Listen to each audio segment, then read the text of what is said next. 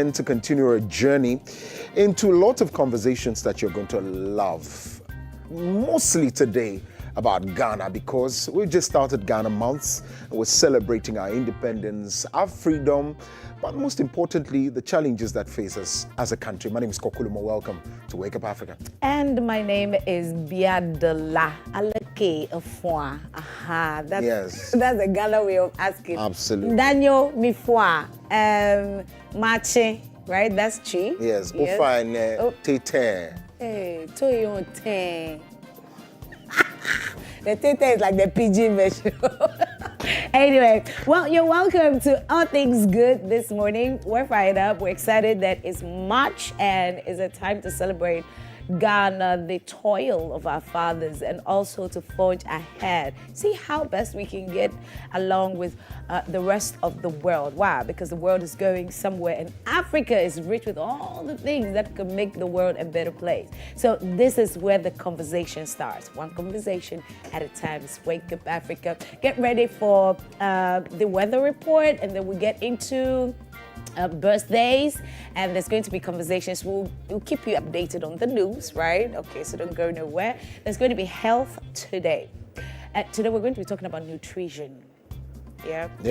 Nutrition is bad. It's bad. Yes. Eating habits is bad. Yes. Choice of food is bad. Exactly. Everything about food is bad. So I'm looking forward to that conversation. Yeah. I don't know about you as well. We might not finish today, but come along. It's a very interactive show as well. But again, when we get into the issues of Pan-Africanism, it sounds so, if you like, you need to believe and know the history about your continent. No. For me, I start off with, how do we begin to change our taste?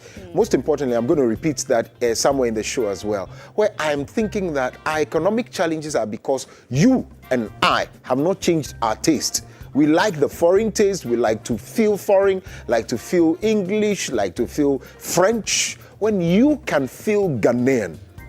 But it's not about dancing and drumming. We're talking about little things such as what you wear, what you eat, and all of that, whether or not it is connected to where you're coming from.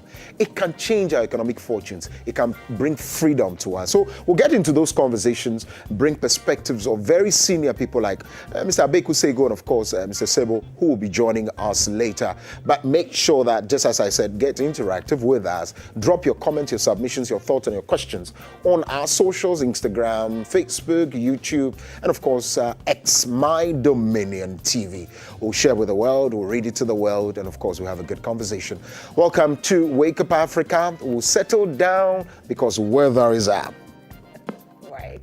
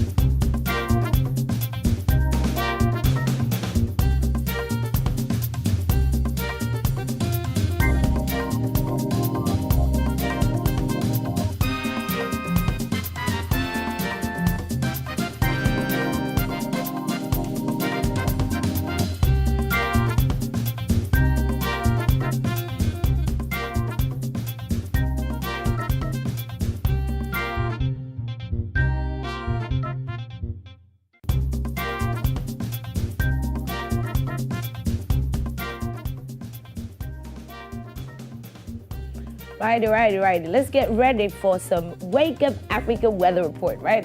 And the weather report is going to be given to us by the weather prophet, Mr. Solomon. Good morning, Mr. Solomon. Precious one. How are we? By God's grace, we are doing good. Amazing. Okay, so take us away. What should we expect today in the weather? Okay, thank you very much. And let me first greet our cherished viewers and listeners of WTV. Today happens to be the working Tuesday, 4 days into the first month of the year, March 2025, and we are weather for the next 24 hours across the entire country and beyond. The weather will be partly cloudy and misty and this early hours this morning. Hot and sunny in the afternoon, so we should drink plenty of water, not of cool. There is this storm currently located in the eastern coast of Nigeria, precisely Port Harcourt State, and looking at its trajectory, it's moving from west to east, but slightly towards the sea and portions of the inland areas. But if it materializes, it will induce rain cloud formation over parts of Volta, Greater Accra, Eastern, Central, Western South, Western North, Ashanti through to Côte d'Ivoire, late afternoon into the evening, before or after 5 p.m. So we should expect some isolated rains during the evening hours. The northern sectors of Ghana and other West African countries will remain slightly dry and hazy throughout the forecast period. The Harmattan is gradually leaving us, so the intense will not be severe over the northern sectors. The state of the sea today will be rough, so those who ply on the sea for their daily activities should take precautionary measures, especially our brothers and sisters fisher folks, to prevent any inconvenience. Temperatures will range from 25 degrees Celsius to 33 degrees Celsius today in the coastal belts, over the coastal belt, 24 degrees Celsius to 36 degrees Celsius over the middle sectors, 24 degrees Celsius to 37 degrees Celsius over the transition belts, 23 degrees Celsius to 41 degrees Celsius over the northern sectors of the country. Diabella, the precious one, this is how the weather will be for us for the next 24 hours over the entire country. However, should there be any changes, I wouldn't hesitate to alert you and viewers and listeners to be very much aware. Thank you very much. Thank you very much. Thank you so much, the weather prophet. So there you have it. You should be expecting some kind of misty, and then there's going to be some sort of rain also today. So get ready for it, right? All right. Okay, so how about we get on with birthdays, right? We're celebrating Ghana, but we're celebrating individual lives as well. So let's get on with birthday. It's your birthday. It's your day. One day out of 365. It's your day. One day out of 365. Happy birthday. Ooh, to you. Happy birthday. Yeah. To you.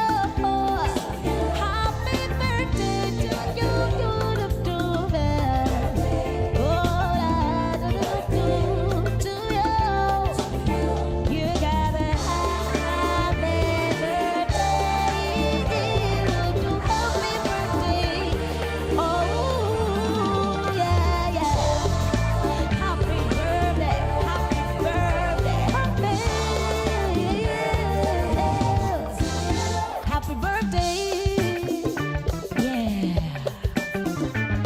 It's your birthday. It's your day. One day out of 365. It's your day. One day out of 365. Happy birthday. Ooh, to you. Happy birthday. Yeah. To you.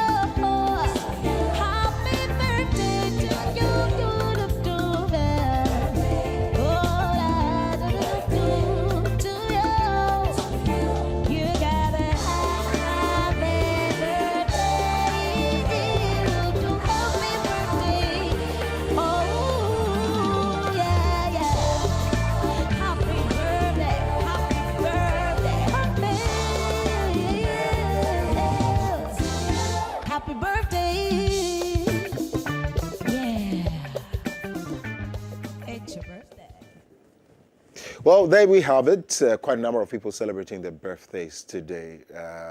Whether posthumously or not, they are celebrating their birthday. Mostly, but let's get on to this one. One of our own, very own here, Nicholas Mensah, who is an editor here at Dominion TV, celebrates his mother. Today is his mother's birthday. To you, Mrs. Juliana Enieje Mensah, the wife of Bishop Emeritus Kenneth Enieje Mensah, retired. I'm sure that's it, or Rotarian. But today's your birthday. Happy birthday to you, Mommy. Thank you very much for giving us this son, and we're grateful. Wherever you are, we say we love you so much. All of us here at Dominion TV loves you so much. Stay blessed, in good health, and stay also under the anointing of God. Well, that's it for birthdays. Again, you also can send in your birthdays anytime before our morning show begins. We'll put all of them together and celebrate them, right? So you can do that in advance for tomorrow for your friends, your families, siblings, anyone, anywhere in the world. We are watched across the world. Well, let's do some news, shall we? By way of bringing you headlines on the stories making rounds around the world and here on the local scene by way of Wake Up Buzz.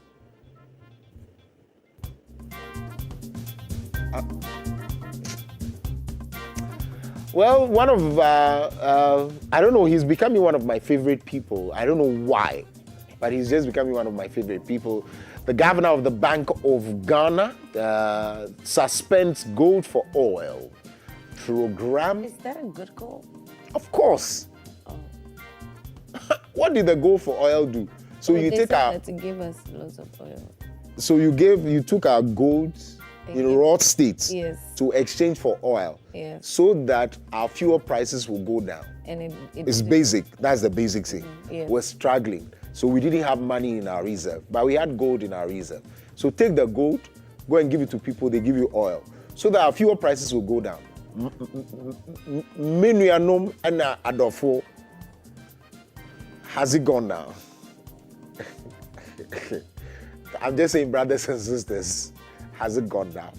So you cleared. You cleared up. Why no Menuanom? And the Adolfo. It's not Adolfo. What to say? I thought the Anum and the Minia will come to the Adolfo. So that's it. So we're excited about that. Let's see what is replaced. What I hear is that if you want to purchase, there's a gold board that has been set up by PMMC. That's their mandate. You go beyond that and buy the gold. But most importantly, I also feel that there must be a gold refinery that must come out of that one. Yeah. Right. Okay, so that's my way. Don't use the victory and glory of this president to settle scores. Archbishop Nicholas Duncan Williams tells the people around the president. So don't glory in his glory and use it for your own personal, gains. It doesn't. I think yesterday we actually said that most of the leaders might be good, except the people around them. Prayers and all of that. Use the opportunity. So why not? It's good that you're in government. It's good that you're associated with the president. But how about you use that rather to make our lives better and not for personal vendetta and all of that? Some people also feel that this new government have some sort of, pain that they try to alleviate by. Oh no, I'm sure if they had, people would have been picked up a long time ago. A lot of people would have been going on all that. But I'm also waiting for my government to come to power, and I'll show Biadela Shege. We Shege? You. I'll show you Shege. When your Shege sees my Shege, it will bow. Anyways. Well, let's still stay on the local scene. Agboja. How you people write the name like that, Agboja orders immediate closure of a Trima Imponia Bridge. I hope I got that You right. see the difference? It's so clear. With the first Abuja, word was easy. Yes, and the other one was very challenging. A Trima Imponia Yeah. Bridge. I got it. So I don't know. Probably it's yeah. Of course, you can see It's in a very terrible death state. threats, and recipe for disaster. We'll not wait and carry people to the hospital, but we'll fix it. So close it. Alternative routes are created, and then we keep moving. Good call. Yeah, but how fast they get it fixed is another thing. Right, but it's even if it is slow. Oh, my man. President John Mahama petition to pardon William Atu-Essien. Kokulumo, what do you have to say about that? I thought you were adding me to the people who had to be pardoned, though. Hey, look at how my heart. Hey. You see, what did you do? I'm surprised. That you have to be, that you have to be I pardoned. only need pardon from God, not from the state. But the question is, on what grounds? Why Mr. Atu-Essien? What about the other people who have been serving the sentences all through? So I think it has to be put in proper perspective. Okay. What are the people calling on the president to pardon him for? You know, there was a list that came, I think, in the latter part, yes. and he was a part of it. No, then there was a fake list. It was a fake list? Yes. Oh, because it came from the president's office, signed, sealed, everything. So Eugene Ahin at the time, who was the communications director at the presidency, also wrote to counter that particular. But how come such a letter would... Oh, forged. People do that. Oh, it's easy. Charlie, AIO. Sistering. You're a brother. AI. I see. Yeah. But I feel like... He should be... What? He should be pardoned. If the reasons are good, why not? Yeah, that right. Maybe based on health or anything. Right? Right. I wanted Koku to talk about something, but he's not talking about it. Yes, it's true. It's real. Well, Well, let's go for the next story. Armed robbers attacked Total fuel station in Cansawurado. Cansawurado. Oh. Shoot taxi driver. Oh no.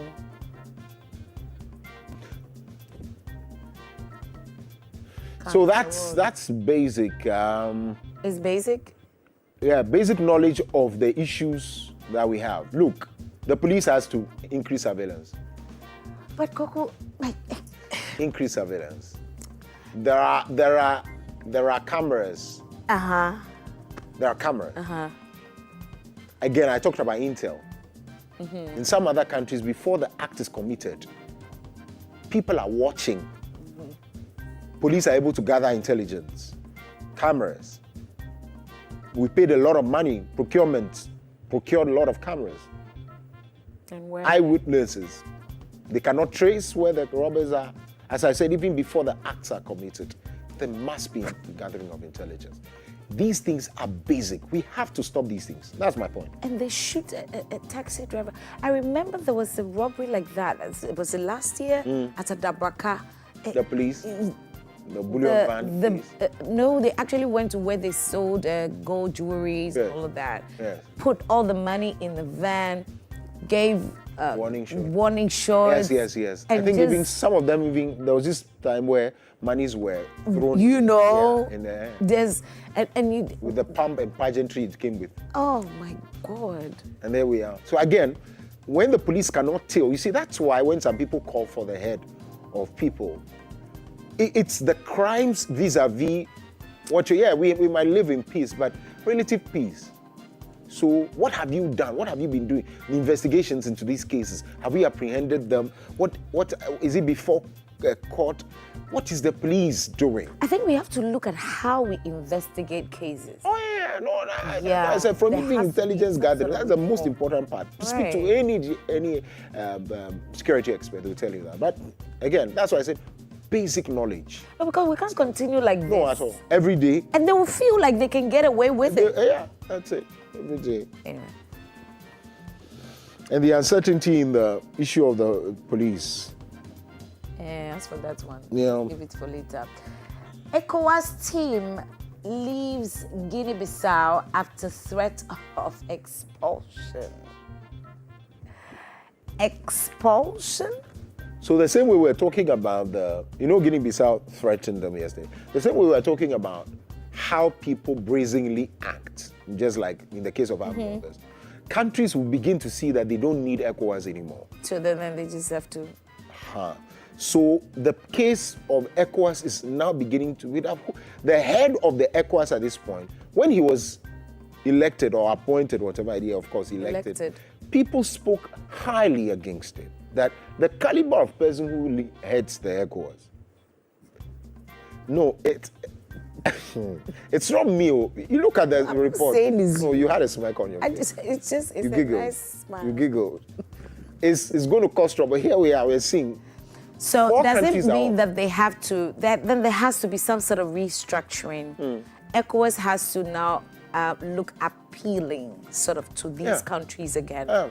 Because there is no way Africa is going to forge forward to achieve anything or go anywhere when we're divided. Absolutely.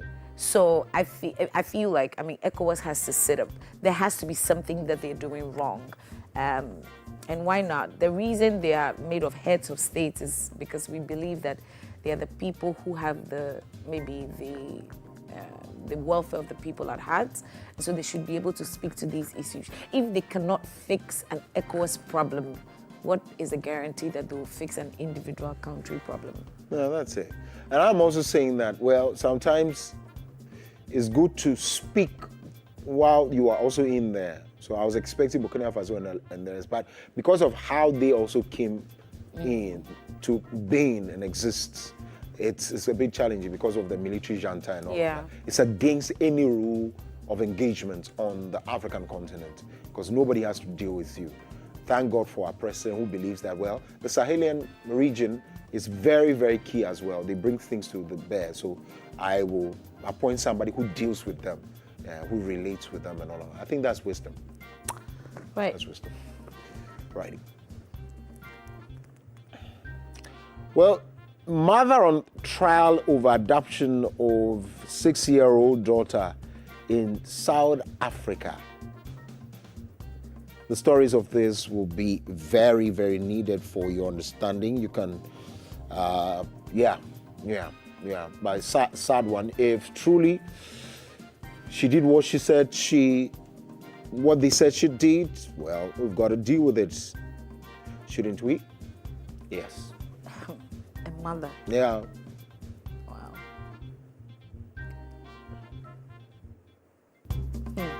Nigerian Muslims arrested for eating in public during Ramadan. It's against their laws, their rules. I don't even know that. I think that we need to look at this properly. I thought, so it's just like arresting me because Papa declared fasting and I was not fasting. So they have arrested me. But for them, it's more stringent. It's stringent, isn't it? It's a taboo? Yes, sort of. A taboo? That's if you are a praying Muslim. You're known to be a praying Muslim. You know, some people are just celebrating Muslim. They are only waiting for Idul something. I learned it's called haram.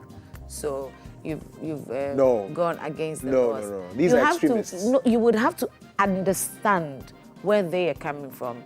Because probably you don't show up as in you're praying or you're a part of us when you don't do the things that we do. So giving alms is part of the pillars of Islam. Yes. If I don't give alms, I have to be arrested? I'm not sure. Hello. Let's have a good conversation on this. Let's have a good conversation on this. UN Food Agency shuts Southern Africa Bureau during a drought, citing low funding. See, they should have even said no funding, because when you say low funding, there's US a little has hope put there. away. I mean, that's it. Africa, we have to wake up. Yeah. Have to wake up. Right. Gabon's military leader announces he will run in April presidential election. Well, let's see if the people would want that. If it's a military leader who is succumbing to a democratic process, let's see how it goes, right? Yeah. And if he wins, that means that the people actually really liked him or Yes. are enjoying his rule. Yeah. All right, so how about we go for a break, right? And then after that, the Wake Up Africa show continues. We'll be right back.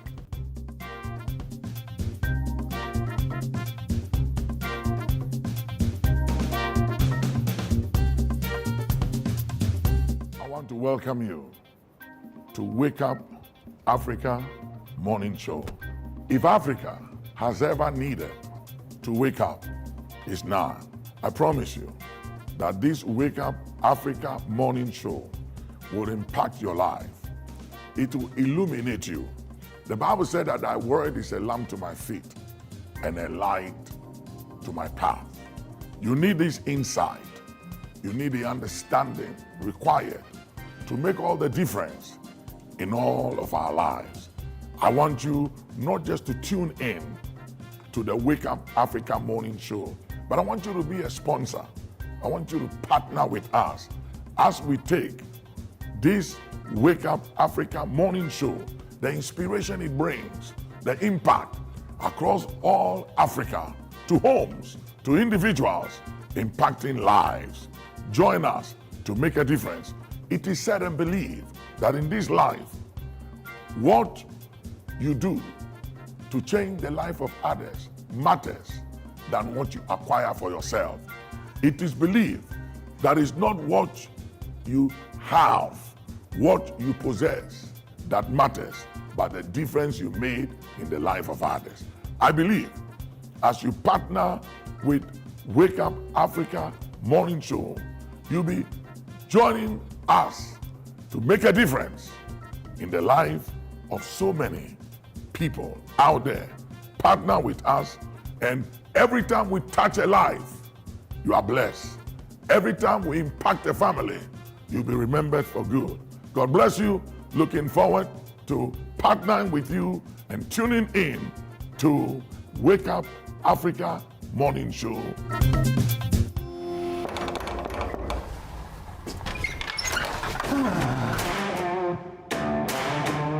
I wanted to make it a surprise. Why? I knew the dramatic appearance would excite everyone. I've been looking for you for a very long time. Why are you so intimidated? But you just complain that I'm fat. But you are fat. Here is my son.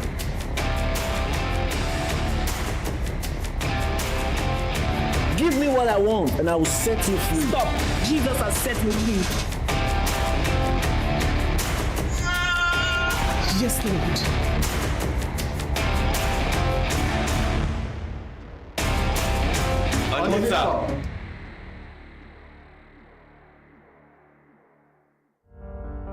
In times of change, when the world seems uncertain and what we hear doesn't reflect what we see, we seek the truth.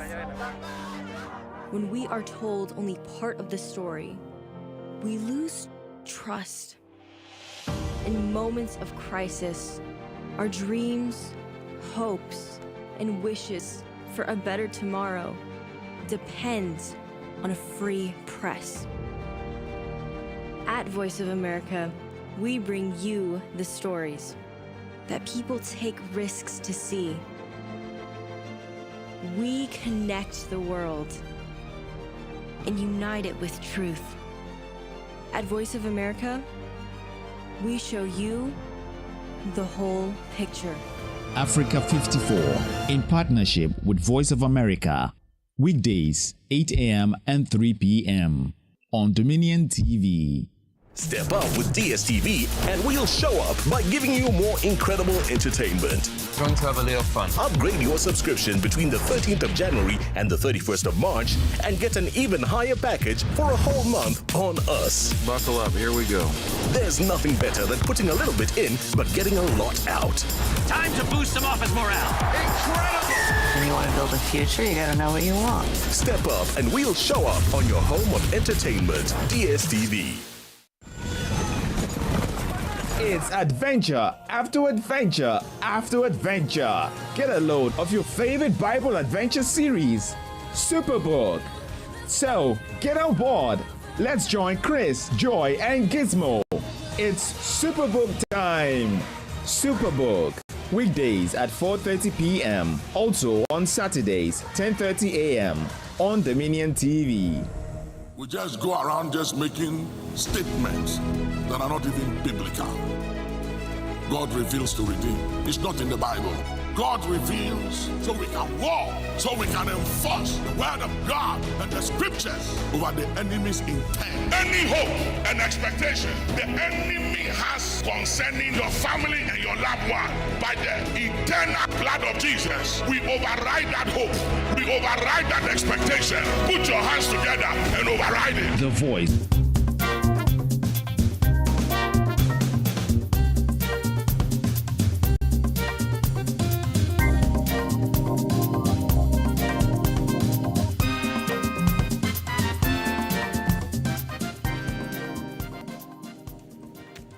Well, there was this time where a lot of people were talking about we have the men, we have the men. There was a lot of talks about that. I dare tell you, without any ounce of equivocation, that we have the men. Look, the men are seated and they're about to get into the issues. So we have the men. So the other people have the men. We have the men. Dr. Pia Kubi is a development expert, the dean of Dominion Theological Seminary. He also is a pastor and a lot of things as well. Is an epiglot. This is how it's called. Speaks a lot of languages as well. And so if you want to speak a bit of Korean language, Mandarin, Filipino language, how is it called? Filipino. Yeah, it depends. So, we have Tagalog, we have Bisaya. So it depends on where you have. We have Okay. So there's no national. Yeah, the national is Tagalog. Oh, Tagalog. Okay, right. So there he goes. But of course, the architect and the builder as well is in there. So I'm sure they share similarity. Development expert there would have to go with architect and builder. But Reverend Nanayo Bafuboni is an architect and a builder and also pastors the Eagles Network International Ministries. They join us. Hi, it's a beautiful Tuesday morning. And thank you very much for coming to studio, both of you. Thank you are busy. Thank you very much for having us indeed, as well. Indeed. And greetings to your wonderful viewers. Indeed. Doc, thank you very much for your time as well. Yeah, thank you too. Absolutely. Well, let's get into it quickly. I think let's start from home. Home, I'm talking about our Father in the Lord, and for us, our Father in a lot of things as well. The founder of the Action Chapel International, Archbishop Nicholas Duncan Williams, has called for unity and restraint among political leaders, cautioning against the use of political power to settle personal scores. Speaking of the Mahama Meet the Clergy event in Kumasi on Sunday, 2nd March, Archbishop spoke largely about the importance of using power responsibly, particularly in service to the people. This is what he said, and I quote, "Do not use the victory and the glory of this president to settle scores with anyone, because there are implications for that," unquote. That's his caution. He went further to say, when you get power given to you, when you use power given to you and entrusted to you for the benefit of the people and citizens to settle scores and to prove a point, there are serious implications for that, he warned.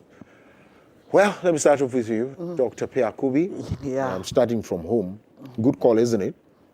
Yeah, very much. Good morning. First, when I've been hearing our old man saying this over and over again, that, and sometimes he actually loved to connect it with David, when David was really disrespected, mistreated and all that, but when he became powerful, he decided not to. Recently I was telling somebody, because of by God's grace, the new position I've gotten, that we have to be very careful how we use power. The new position again? The dean, yeah. Okay, right. We have to, because now I call for that. I'm the one who says, stand. Yes. You know, and if you don't take care, if you'll be arrogant. Yes. And so I was telling some, they were, no, Doc, you have to do this. I said, no, you have to be very careful how you use power. Because just real quick, there was, when I was at Regent University, I was the head of department. And there's one professor, Professor Asafo. I don't know the voter region there. Well, yours is Asafo or Safo? I think, or it's still the same. The way we use it, there are parts that still speak the Akan. Yeah. Not speak the Akan, has connections with the Karachi area. Karachi, even in Ho, Peki, around those. So this man came to do his, what do you call this one? Sabbatical. Okay. And so when he came, I'm the head. So it's like he's under me. But anytime I see his car, I will rush and go and get his bag. Initially, I mean, he will refuse it and all that, but later on, he became very calm and everything. And we became almost like father and son. The following year, he didn't go. He stayed for a while. And the school has expanded, or my department has expanded, so we have to make it a school. And they made him the dean. And I became the head of department. Wow. And I said, look, if I didn't treat him well, I would have been in trouble. So I came to Dominion University. I helped the school to get all their accreditations because I have learned it at Regent. And it was Professor Safo who taught me. Wow. You see? And so how you handle power is very, very important. So I really agree with Papa. Even though there's a caveat. Not using it to score political points doesn't mean that those who need to be punished need to be punished. I still stand by oral. I think he also still stands by justice. You know, he had also mentioned the issue of justice, rewarding good and punishing bad. So thank you. Yeah. So let's punish the bad. Yes. Oh no, they have to. Yeah. I don't know how we're going to do it, but let's pray for wisdom so we can do that. You also agree, right? Yeah. I think that it just re-echoes the call I made yesterday when I was on the Zoom that I think we're talking about Mr. Bande, Mr. Mustafa Bande's comment, you know, that we should not be seen to be looking like we want to get even with someone, you know, because when justice is tainted by some of these things, in the end, it doesn't bode well for any of us. In fact, you will realize that one of the reasons why there was a huge uproar about the banking sector cleanup was that some people felt politics had gone into the closure of some banks. So then the whole thing now imploded in a certain way that, because yes, the environment was fragile, somebody needed to take a step to sanitize the space. But then you see some people that are left off the hook and somebody has their bank closed, and you can see clearly when you assess it that this person is in a far better state than the other, and yet they were sacrificed on the altar of political expediency. Because if we don't manage how we communicate, quote unquote, the wrongs that have been committed, expectations will go too high. If you are not able to meet those expectations, it can even cost the current government the election, because it's like you made us aware of 20 things that have gone wrong. So far, you've not been able to even put one person inside. And then, you know, you came on the back of deception. That is why I like Professor Mills's approach. He quickly doused the flame when he came. And I think that's what brought a lot of tension between himself and President Ron. He didn't say he was unwilling to punish the wrong. He was saying that the tit for tat, he won't go on that route. Where I think he was even dragged out of church with his pickup being in his house. People went to his house. So we are not going to go on that route, you know, behaving as if a coup d'etat has taken place. We are going to go systematically. I'm a professor of law. We are going to follow the law to the letter. And I think it was commendable. And for Prof. Mills's time, I say it was a real breath of fresh air, because for me, he showed us that you can be godly and governed. Yes. And I think that was a very good high bar that God used him to set for our nation. I agree. And I pray that our president takes this advice and goes on that route. 1 minute. Let's discuss this 1 minute. Where you are following godly advice, and of course you tend to hear these voices and say, okay, we'll do so, because just after Mills came John Dramani Mahama, of course, so we can still say that still ran through. And then when President Akufo-Addo came, we saw how the people under him did their thing. So we went back to the thing again. So how do we, because the people they are not listening. They are off. They are not coming to the retreats. They don't come for these clergy things. They are not listening to these messages. And they don't. So how do we do this to tie it in so that as much as this president will want to listen to Papa, how about the other people who will surely return to power by all means? I don't know. I think that, just only my finger, thinking aloud, I think we need to have a policy. We really need to have a policy that when you come, you can't just take the law into your own hands and just mess up. Now, we keep on talking about even the oral. I really think that even the oral have to be regulated. Even though for me, I will be very disappointed if the oral doesn't work. I really, really want, just that we want it to be regulated so that somebody doesn't come to power, because no matter what, and people come to power again. So that when they come to power, they won't do what they did before. They won't do what they did before, because you remember Tamils came. I wasn't in the country, by the way, but I read it and I saw, wow, that was really great. Then when Akufo-Addo came, they went back to the Old Testament. And they went back to the. They will surely come through. They went back to the Old Testament, forgetting about the freedom in which Atamis has set us free. You see, but it's good we are coming back again, and Papa and everyone is admonishing them, so that. But now, no, they should put some measures, especially on paper, so that they won't experience that again. I think the late Pastor Mills did well. I mean, when he saw the terrible way in which handing overs were done, he did a legislation that had to do with how we the transition bill, you know. So I think that transition bill can be revised so that some of these things can be incorporated, so that even if somebody comes and abuses it, they know that they will face the law ultimately, you know. And I think, like you said, because of the vendetta that was displayed by the immediate past administration, this new administration has just done as bad. You know, fortunately, I think that many of these toilet facilities and public lorry parks are under private management. Otherwise, they would have taken over all of them. And you see traffic at the toll booths because they've hijacked them. And we just behave like all hell has broken loose. So I think that Archbishop's advice in the right direction. And like you said, they don't need to be at the meetings to hear these things. They hear it all the same. Whether they are at orientations or at these meetings, they hear it. I mean, it's news. It's news. I mean, I didn't watch to hear Archbishop make this specific comment, but we are here discussing it in the news. So definitely they will hear. The same way they are boycott, when they announce their boycott. I wasn't there, but I've heard it. So unless you decide to play the ostrich and bury your head in the sand, you will hear it. And I think that now that the NDC has this unfettered majority, we should move policy, put pen to paper, and do that. And I'm praying that it will be same with all these forums that have been an education forum. Whatever is going to come out, we should legislate it. Our public holidays, we should legislate that nobody comes to change it. It's too whimsical and it's confusing our children. At one point, they think 1st July, they are going to stay at home. Then they are told that, this president has changed it. There's some 20-something August.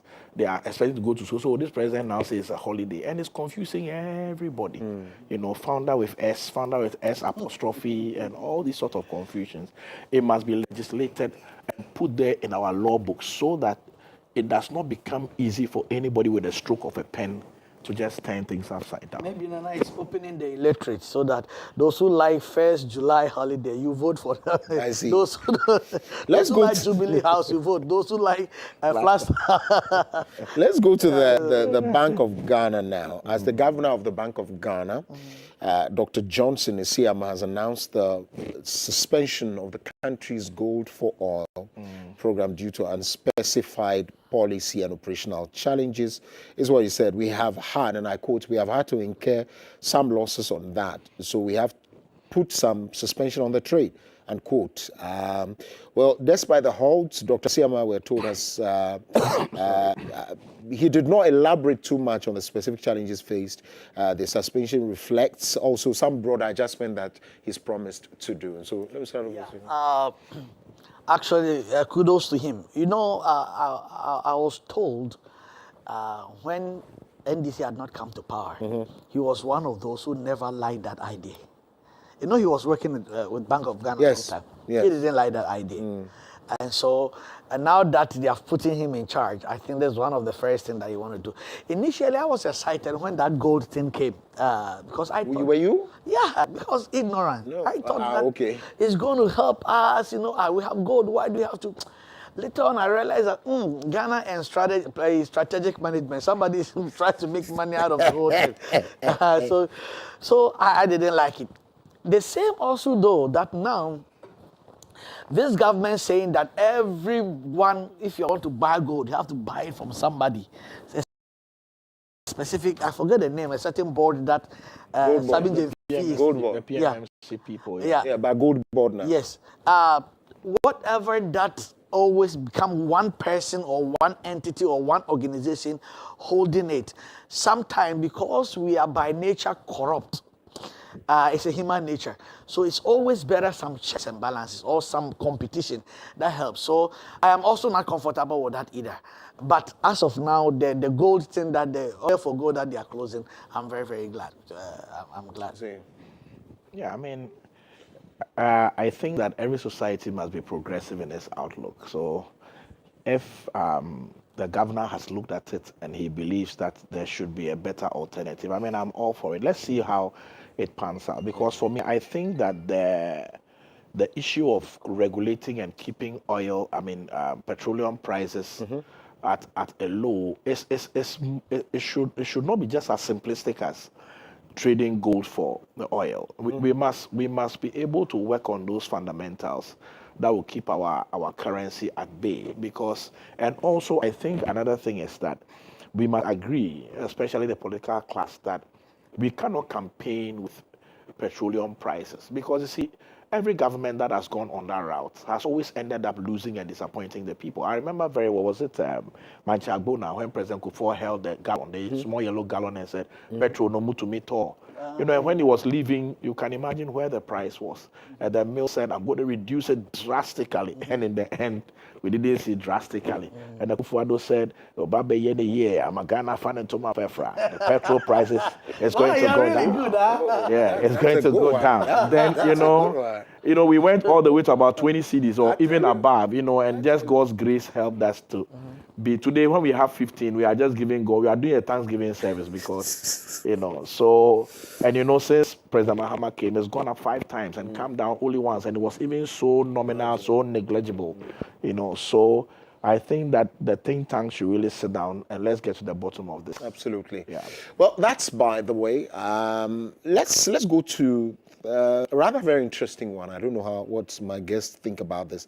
Private legal practitioner Andrew Appiah Dankwa has petitioned President John Dramani Mahama to pardon the founder of the defunct First Capital Bank, William Ato Essien. Well, this is what he says. He argues that the reset agenda, the president promised, which has received the overwhelming endorsement by the people and all, will not be complete unless it leads to the total reset of all injustice perpetrated under the erstwhile regime. He states that the greatest injustice of all is persecution of William Ato Essien and the unlawful collapse of Capital Bank. The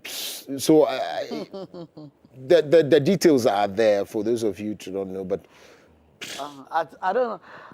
As it appeared, Dankwa, the Afafranto guy, oh Lord, please forgive me, but you know, Appiah Dankwa, is it the one who is part of Alan Chematin's this thing? I should think so. You think so? Okay. Yeah, it's one of the guys that I kind of like, but this time I totally disagree with him. Oh, really? Oh, yeah. If it's really true, because I cannot, I don't know the merits of the case, but based on what you've been hearing and reading, then actually we can't just keep on forgiving people. We are not setting a good precedence. Just let me, at the end of the day, when I'm there and I get connected here and there, they will pardon me, I'll get out. No.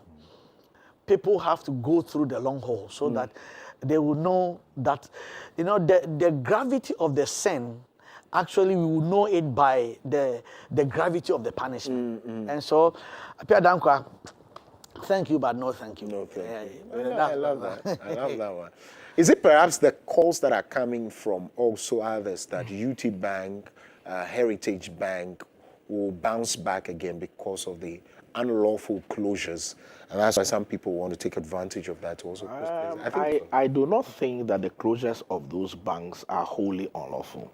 In fact, when you look at the issue of the Heritage Bank situation, I think that the reason given was quite frivolous, that it has a court case and we don't know the outcome and therefore it could affect the bank. I really didn't get the head and tail of it. But I know the UT one, I think they had raised some letters of credit. And so it had become a bad transaction that had put the bank in a very bad position.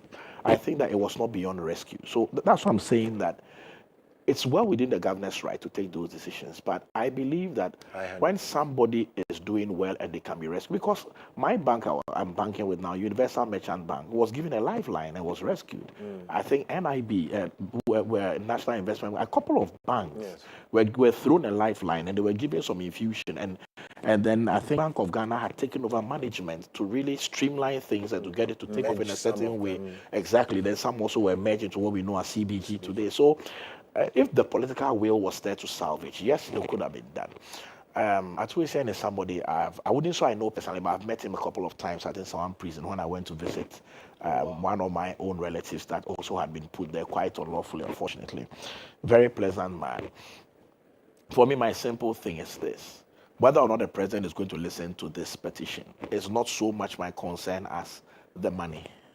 The money. See, because we have gradually put so much emphasis on custodial center. And it was part of the reason why I came strongly against Mustafa Gbandi's comments. See, because we want to lock people, we want to jail them. But why are we jailing them? Because they took our money. And we need the money. See, Ghana doesn't have the luxury of allowing people to go to prison. We use the same taxpayers' money to feed them. And normally they will not sleep where the other prisoners live. But the political prisoners, they are not treated like any other prisoner.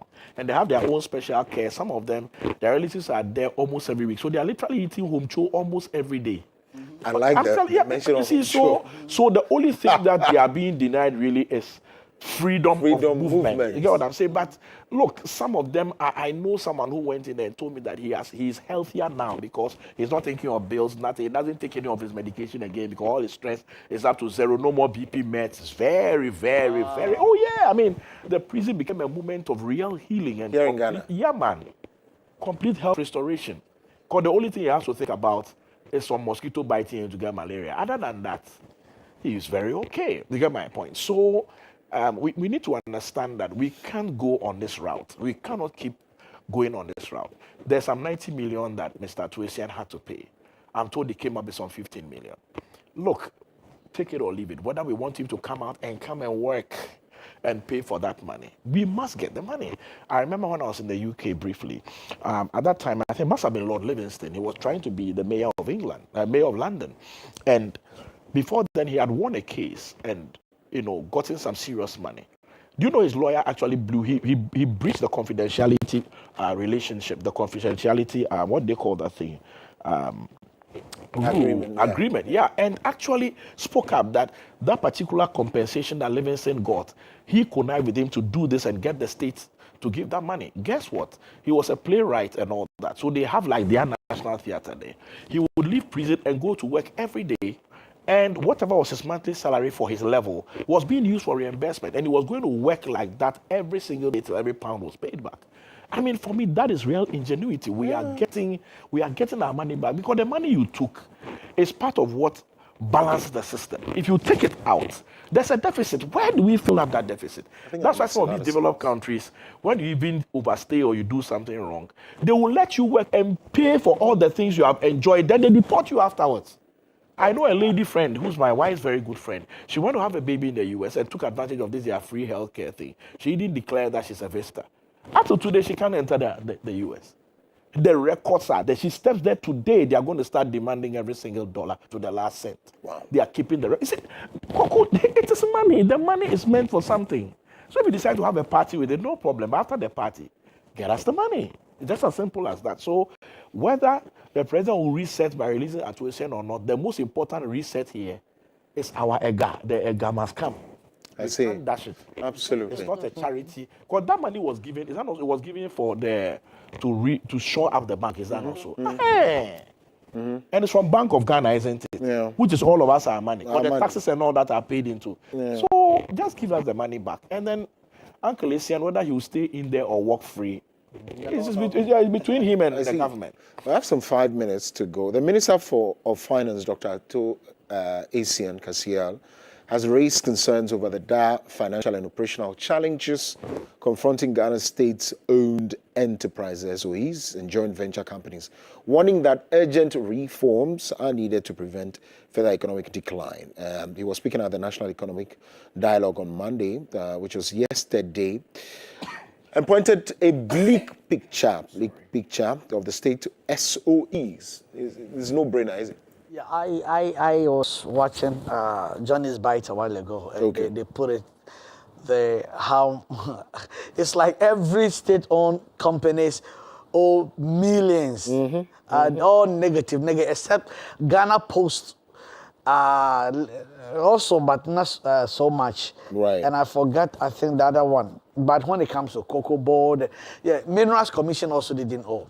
But the rest, it was just crazy. It was really, and I'm wondering, hey, so if it's somebody's parents or family business, would they be running this? No, they won't. How wicked sometimes we can become that. I mean, I've been always saying, like for example, I used to say, like this ring. Let's say you are getting it like $1,500, $1,800, and this is not 24K.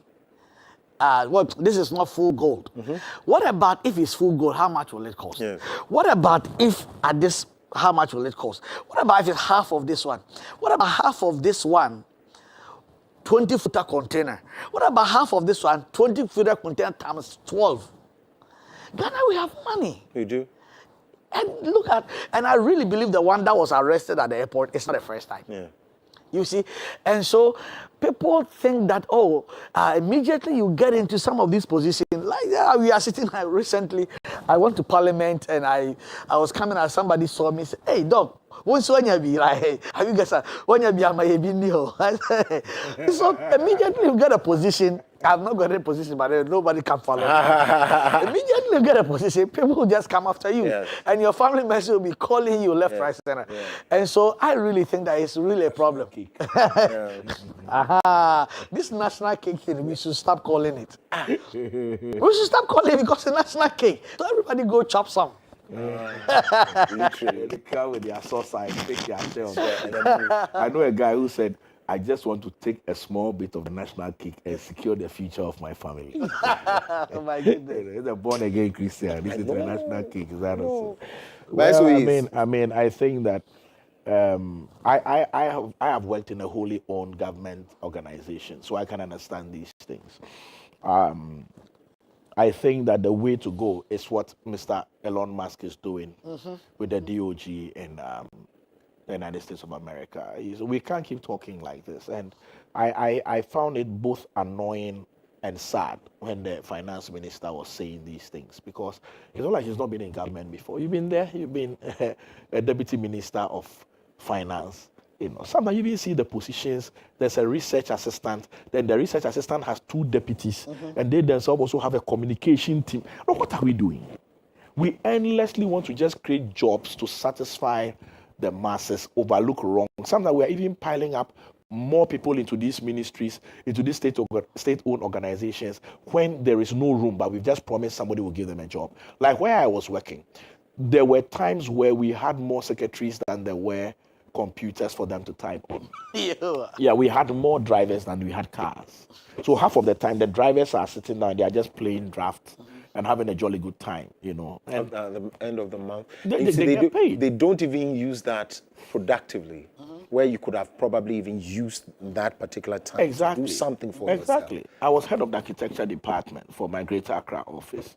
I used to take writing appraisal so seriously because I thought it mattered in their promotion and and all that, and it would describe their job description and stuff. By my 3rd, 4th year, I had just given up on being enthusiastic on writing, because I realized that there are people you would speak about as not being productive, and you wish that they were taken off the team. And then you see they are promoted above the industrious ones, because they'll tell you, he came with a certificate, his own is tech. This one, he learned draftsmanship from somebody like an apprentice. And yet that person is delivering, you see. So we must start to look at our state-owned organizations in a very business-like manner. And I can understand why we are in that state. And it's not like I'm blaming Kwame Nkrumah, but the reality is that, you see, the socialist mindset with which Nkrumah founded the nation, we were not capitalists in our outlook. So Kwame Nkrumah's concept was get every Ghanaian to go to work. Let's put everybody to work, which is a good concept. But over time, we should have been able to drift into now those ventures must make profit and become self-sustaining. So we're paying people just so that they will be at work and the Ghanaian populace will seem to be working, which was a good thing. But we should have transitioned. So Ghana Shoe Factory should have started looking at exporting the shoes, creating avenues to make capital. And you see that that's the strategy that the Burkina Faso young man is doing.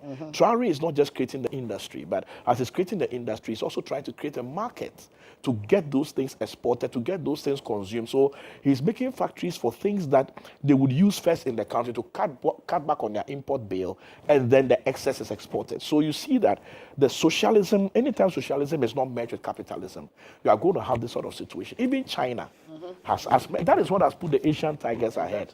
So yes, you must be part of the Communist Party, so we are sure that you are not going to use your money against us. But grow as far as you can grow, as Mr. Alibaba is doing, and so on and so forth. So now they are almost catching up with America in terms of the number of billionaires they even have. So Ghana must move in that direction. Government businesses must be handled as business. SIC must do business. Whoever is being paid that amount of money, it must be indexed into the profitability of that company. If you are GIHOC, we must check, is GIHOC making X amount of money for you to get that clothing allowance of $4,000 or $5,000 per annum? You know, so we must measure. I'm just mentioning arbitrarily, but I'm saying that we should measure these things. The Bank of Ghana, the Ghana Commercial Bank boss, should be seen to be delivering, to be able to earn what is earning. But you know, most of these guys, they are not paid even by the institution. Like where I was working, for example, the MD and his immediate deputies were being paid from the consolidated fund. So it was not coming from the money the company was generating. So you could see a huge salary gap. You see maybe an MD collecting, let's say, 20,000, and a principal architect is being given like 3,200. Wow. Exactly. You see, that is what is causing the salary disparity. That's when the SIC woman's thing came out.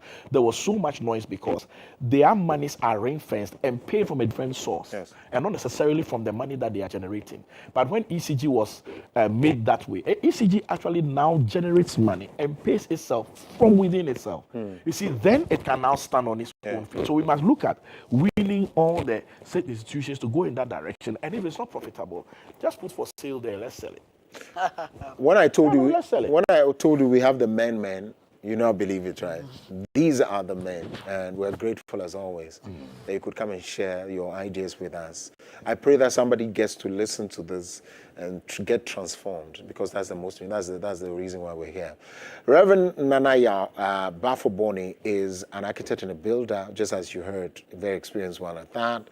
Also pastors the Eagles Network International Ministries. Also is Dr. Pia Kubi, who is a development expert, the Dean of the Dominion Theological Seminary, and man of many colors as well. Thank you very much. We're grateful. Up next is Health Matters. This is what we're talking about today. For people like these managers, the big men, business, the bankers, like the men seated with us, there must be corporate wellness that is infused in their daily lives.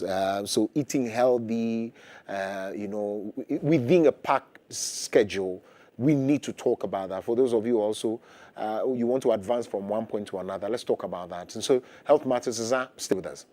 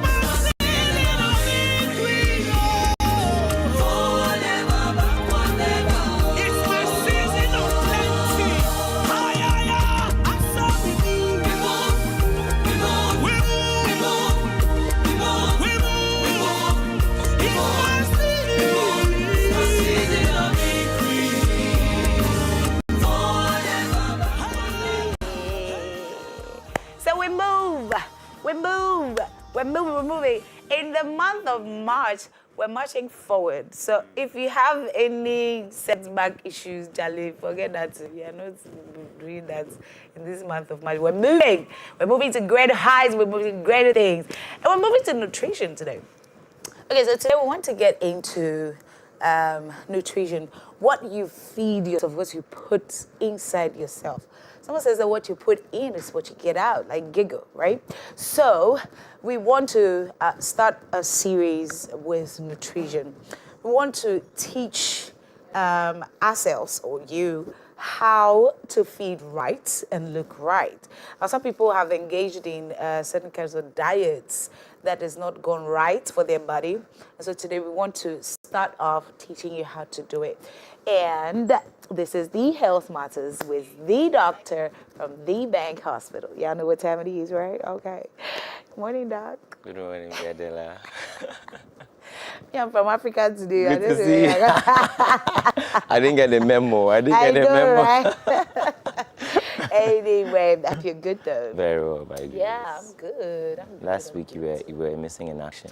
Yeah, Charlie, but mercy. You allowed Koku bully me. Oh, I was watching. I was like, Koku, be nice to doctor. Don't do that.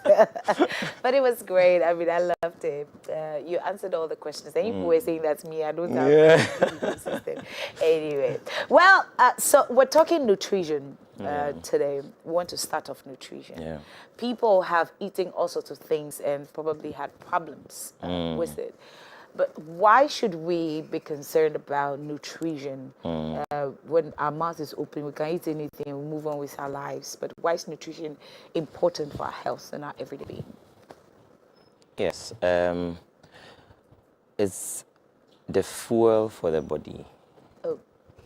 The fuel for the body. You see the way you get a car and then you get to put fuel in it and then you drive for a while, it gets finished. Have to stop and put a new fuel in it. That is how we should picture nutrition to the body. You know, what fuels your body? Of course, a spirit man thinks of the spirit. Right. For the spirits, you start seeing men as trees. But when you come to the physical world, you know, the nutrition is sort of like the fuel for the body, like the thing that keeps the body running day in and day out. Right. And you want to ensure that you give the body the correct amount of food that it needs to run this journey. Imagine putting a water in a petrol oriented car. Right. It would break down in no time. You have to empty everything and start afresh again. So that's how nutrition is to the body. Giving it the wrong nutrients would cause it to break down. Then you have to, pay a lot more to bring it back. I see. Schedule. In those times, we didn't have to do more of hospitals. And when we have such conversations today, we feel like, okay, in those days we used to eat a lot better. Things were a lot better. But in the days where we can actually preserve food in a fridge, and microwaving, we're going in a very smart world. What changed? Is it that? What changed? What's the difference? So I think that in time past, people eat fresh vegetables. People eat, food that they have to prepare themselves, right? Oh. That have not gone through rigorous processing. Yeah. You see, so now people tend to eat food that have been overly processed. People are hungry and then you want to grab a burger, you want to grab, a drink.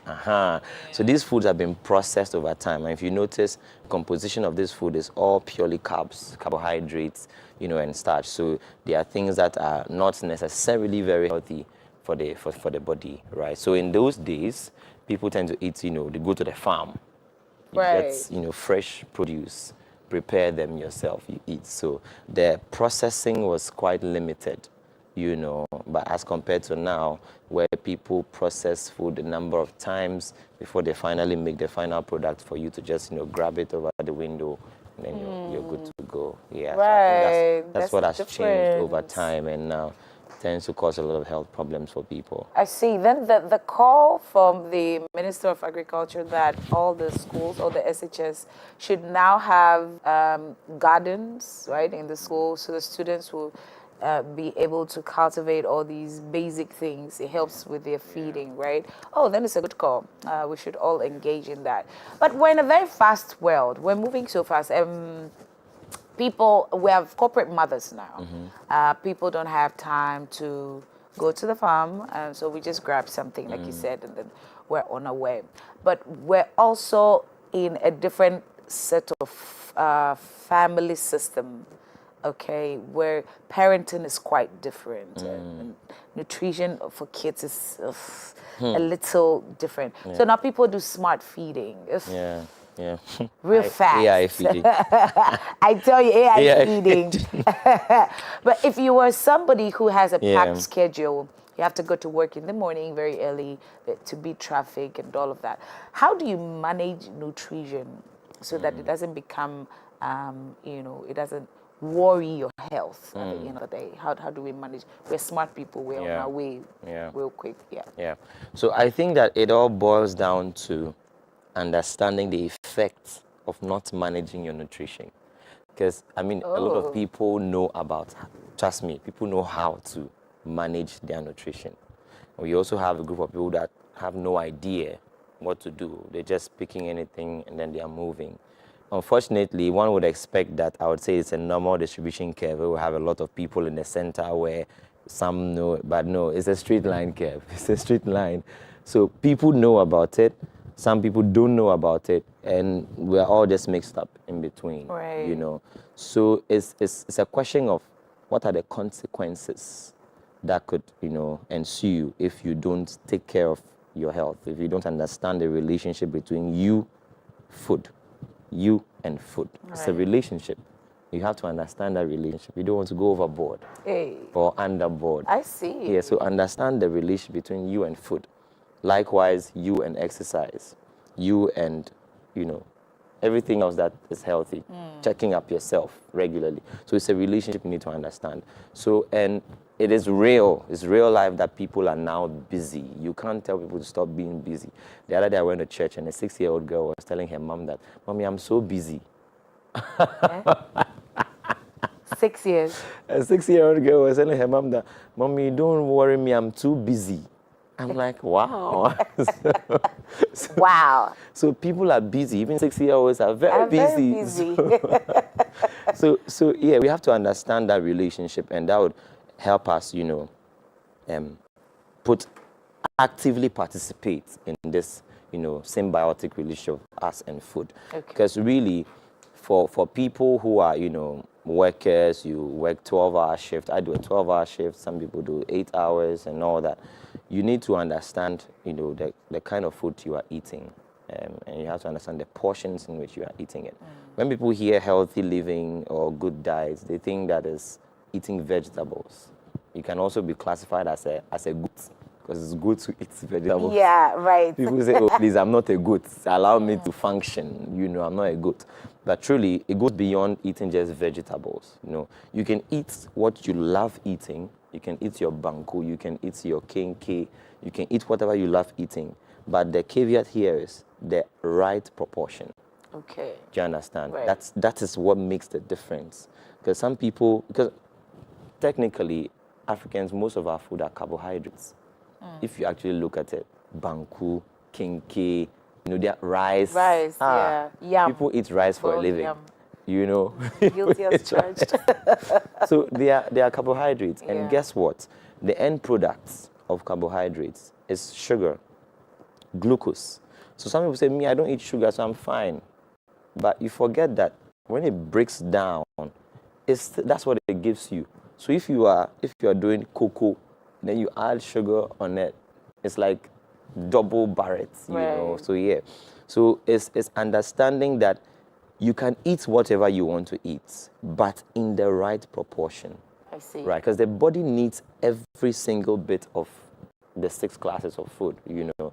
Body needs a bit of carbs, a bit of protein, a bit of vitamins, minerals, fats, unsaturated fats, you know. So it needs every single thing. So it's not necessarily vegetables and fruits that, you know, you are dealing with. So you can eat whatever you want to eat, but in the right proportion. That's How what do helps. you know this is the right proportion for me, my body? Yeah.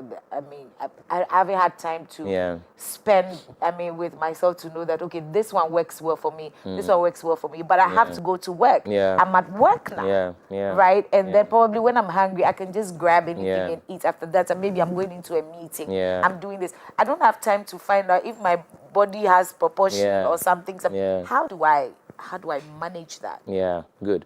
So a lot of people tend to say that breakfast is the most important meal of the day, really. Yeah. But the reason why that is the case is that when you have breakfast, it's sort of like stimulates the brain, you know, gives you glucose. It's like the bridge between fasting. You know, you've been fasting overnight, you've been asleep, so the body tends to see that you are fasting. But once you wake up and you have breakfast, that tends to take you through the day such that you might not need some, you know, meal in between till you have your major, maybe lunch or dinner. Some people tend not to feel hungry till it's evening.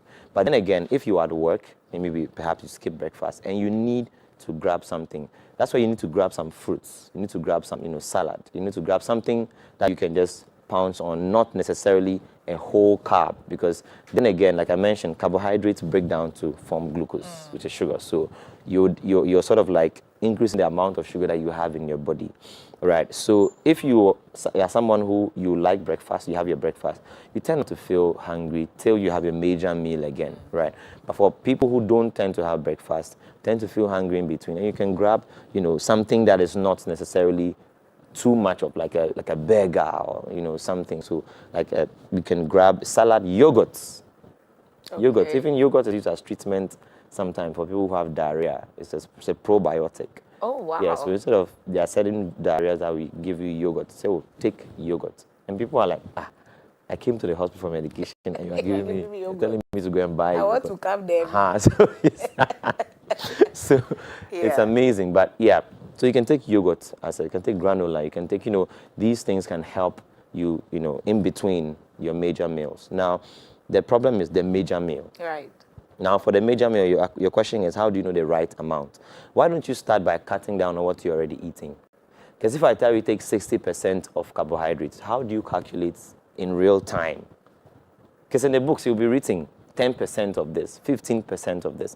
How do you know, Biadela? How does a woman who is selling at Makola know that this kinky is 10%? There's no way to tell that, right? But if you are used to eating 2 balls, try starting off by eating 1 ball. And then do more of veggies? Veggies. So now the trick here is, let's say your typical lunch meal is jollof and vegetables with a drink. Maybe let's say IT and chicken, right? So we always say that to be very health conscious, you want to start off with the vegetables. Why not start off with the vegetables? Eat the vegetables and then go into the rice. So by the time you're done eating the vegetables, you're halfway full. Then you start eating the rice. So now you start eating. So by the time you eat half of the rice, you're already full. Right. Because you've eaten vegetables that is even important. You need it for the body, right? But if you start off pouncing on the rice, by the time you get to the vegetables, you are full.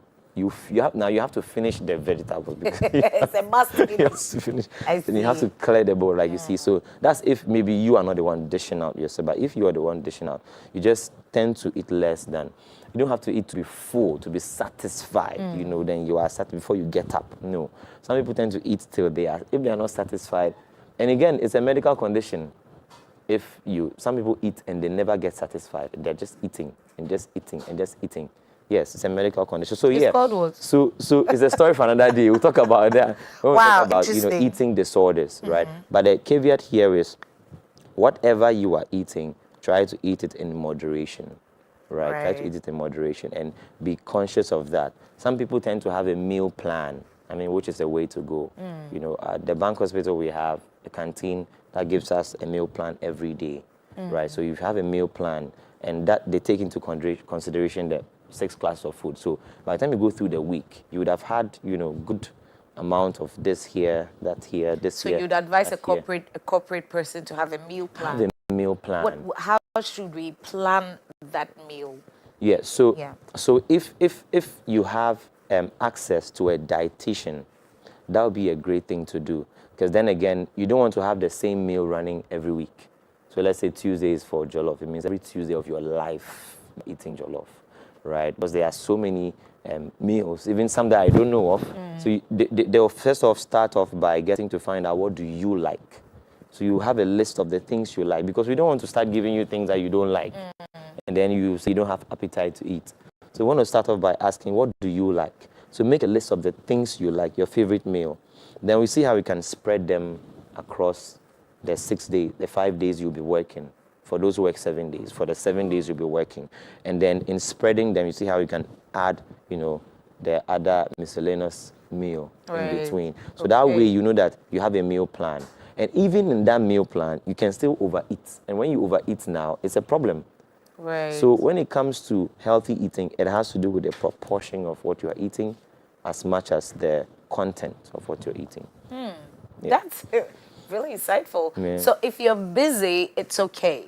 You can actually go to work and go in between meals, except it just has to be good proportions for your body. Yeah. So it's not a bad thing that, okay, you are busy, so and all of that, but you need to have the right proportions of food. But what are some of the health issues that most professionals face when it comes to nutrition? You want to enlighten us on some of these things that we face? Very good question. Now, people tend to have health issues for the long term, right? So whatever you're eating now might not have effect on you now. And so that's why people don't really care, because they feel like, oh, after eating this, then nothing is wrong with me, right? But I realize that if you keep eating carbohydrates in a large proportion every day for a long period of time, carbohydrate, I mentioned, is broken down to give you sugar or glucose, if you like. And on top of that, people still take sugar for their various meals that they eat. Now, long term, what this does to the body is that there's a buildup of, fats, central adiposity, like fats basically all over the body. Now, because you tend to become overweight. You get it? Because your BMI tends to increase, so you tend to become overweight. So you realize that you were weighing 70 kg initially, now you're weighing 75. The next 3 months you're weighing 80. So your BMI tends to increase. Now, what happens is that the body develops resistance to insulin. Okay. Insulin is the hormone that pushes this sugar in your blood into the cells. Okay. Yes. Now you've become overweight. Now the body is no longer sensitive to insulin. That's how come people tend to develop type 2 diabetes. So you realize that already you have a family predisposition of type 2 diabetes, and you are not taking care of yourself by looking at the proportion of carbs that you eat, and you're just eating, and now your weight is increasing, your BMI is increasing, you become overweight. Now, because you already have a predisposition, even those who don't have a predisposition can de novo generate that. Now, your body becomes not sensitive to insulin. Now, you have your pancreas is the organ that produces insulin. Pancreas is functional. Insulin is coming out, but the body is not sensitive to it. So now you have high amount of sugar in your blood, and of course, that's hyperglycemia leading to type 2 diabetes. So diabetes is one of the culprits when it comes to that. Another thing is people who feed on fat and oil, fries, a lot of fries here and there, oil and all that, unhealthy oil, your cholesterol is also going to go up in long term. Now, cholesterol goes up. Remember when we spoke about hypertension, there's a buildup of plaques, within the blood vessel. So if your blood vessel is supposed to be the lumen of your blood is supposed to be this thick or this big, it's wide. Now, because there are plaques built up, it tends to shortens so it shortens the lumen or closes the lumen. And now, if blood is used to, it's like a tap, it's used to passing freely in an empty space. Now you've reduced the space. So it takes a huge amount of pressure to go through that small space, like everyone wants to run out of the room real quick. And that is pressure. And that what that does is increase your blood pressure. That's where pressure comes from. Because now the lumen is small. And this comes from plaques that have accumulated, reduce the lumen of your blood vessel. That is originally like this and is now like this. Hypertension ensues. So diabetes, hypertension, and stress, really. So you realize that when you feed a lot on, sometimes when people are stressed, they eat. And vice versa. People are stressed. When people are stressed, they cope by eating. So, that's very true. And the other way around. So if you're working, you're at work, you're just, so I'm tired, so let me just grab something and eat. That's not a very good thing. It's not a good thing to do. Even when people say when you are angry, don't make decisions when you are angry. When you are stressed, don't make decisions. Don't make food decisions when you are stressed.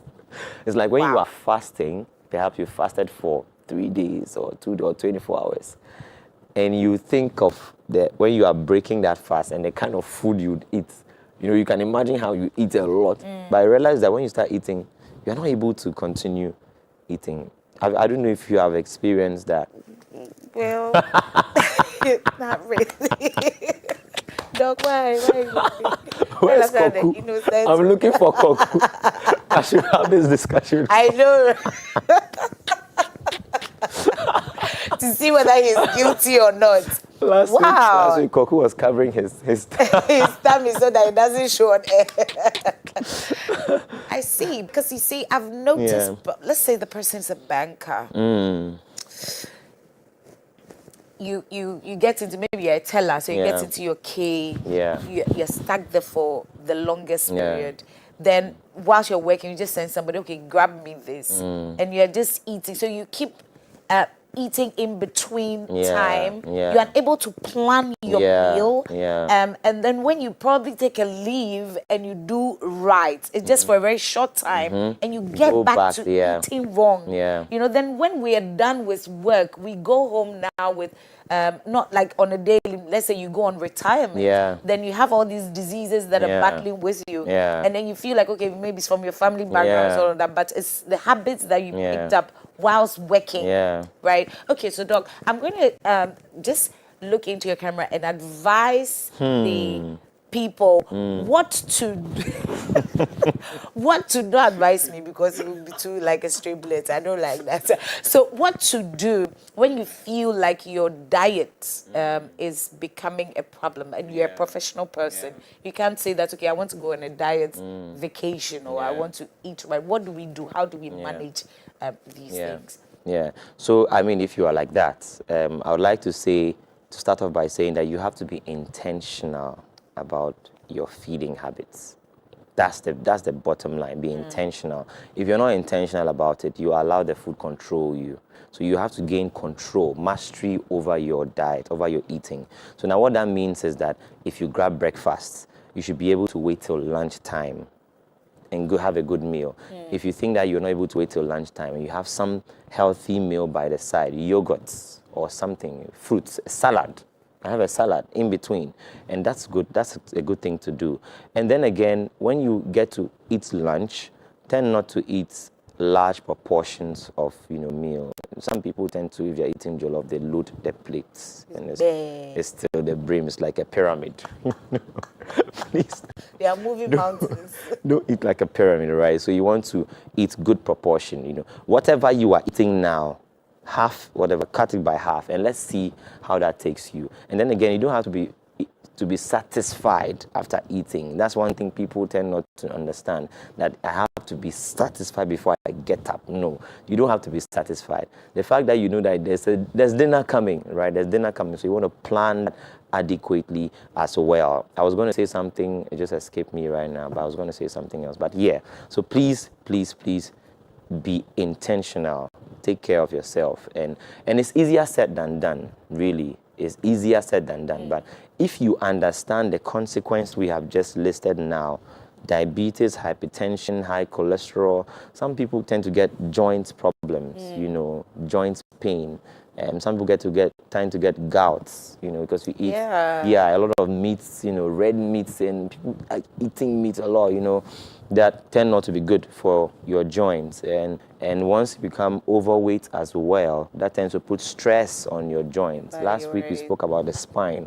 Your spine was designed to hold a certain amount, the bearing capacity of the body. So now when you tend to go beyond that amount, you're putting a stress on the S-shaped spine. Right now, that tends to break down. You start having back pain, and all these things. So yeah, you want to be very intentional about it.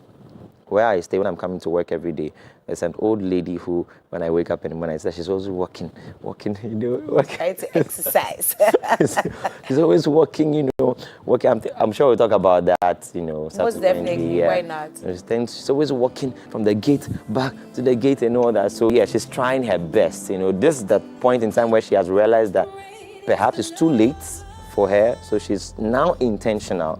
So you don't want to get there where it's too late for you. Now you have to do twice as much as you would have done when you were very busy. Like I said, everybody is busy, right? And especially for the professionals who close late, right?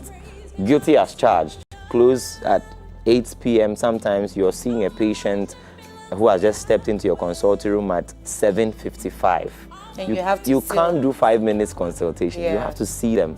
And sometimes, there was a time I had a family of 4 walk into my consulting room at 7:55. Today, my producer will kill me. That means that you have to stay till like 9 p.m. By the time you get home, it's like almost late. 11 p.m. Just take some water and sleep. Let's just end this session on the water break, because take water and sleep. That's a conversation for another day. Well, this has been Health Matters with me and water and sleep. Water and sleep. How does that work for you? Probably we can continue that next week. But up next is Sports with Callistus. Water.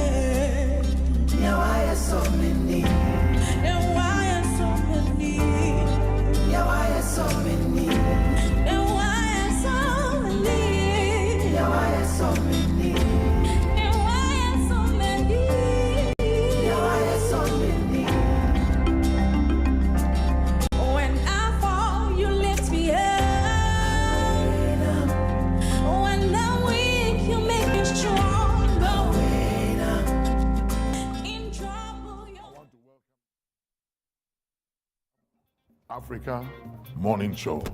If Africa has ever needed to wake up, it's now. I promise you that this Wake Up Africa Morning Show will impact your life. It will illuminate you. The Bible said that thy word is a lamp to my feet and a light to my path. You need this insight. You need the understanding required to make all the difference in all of our lives. I want you not just to tune in to the Wake Up Africa Morning Show, but I want you to be a sponsor. I want you to partner with us as we take this Wake Up Africa Morning Show, the inspiration it brings, the impact across all Africa, to homes, to individuals, impacting lives. Join us to make a difference. It is said and believed that in this life, what you do to change the life of others matters than what you acquire for yourself. It is believed that it's not what you have, what you possess that matters, but the difference you made in the life of others. I believe as you partner with Wake Up Africa Morning Show, you'll be joining us to make a difference in the life of so many people out there. Partner with us, and every time we touch a life, you are blessed. Every time we impact a family, you'll be remembered for good. God bless you. Looking forward to partnering with you and tuning in to Wake Up Africa Morning Show.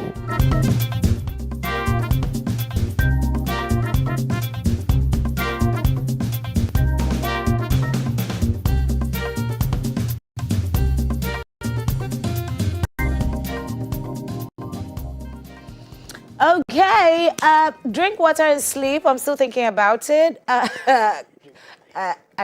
I don't know. Good morning, students. Good morning, Biadela. Would you drink water and sleep when you get home late? Of course, I can do that. I can. Hey, Charlie. That's what sports people do. Of course, yeah. You drink water and sleep. Hey, you even say Milo. Yeah, the thing is, some of us, we have a formula. We have a formula that we used to eat, or we go by the formula in eating in a day. It's 101 or 010 or 001.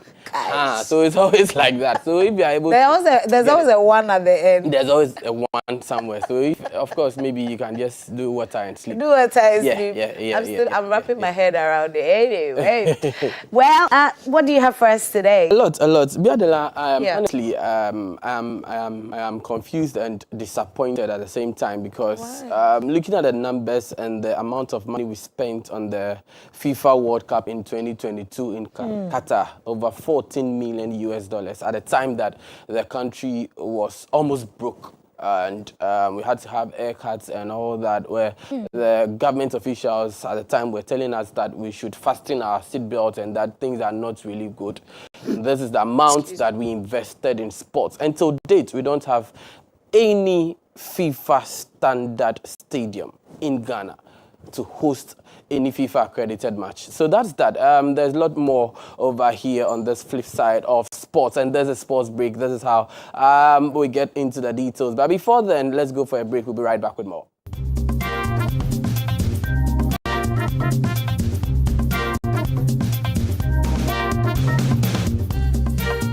All right, welcome back. This is still Sports Break right here on Wake Up Africa with me, Carl, the sports general, and this is where we bring you everything that you need to stay ahead in the world of sports. Now, let's move straight to the National Basketball Association, the NBA. Over the weekend, it was Charlotte Wizards versus the Washington Hornets. Let's enjoy the highlights from the NBA League. With LaMelo Ball and Mark Williams leading their charge, the Hornets looked in control, but the Wizards soon got back into contention. They began to pull away late in the third quarter and built a 14-point lead.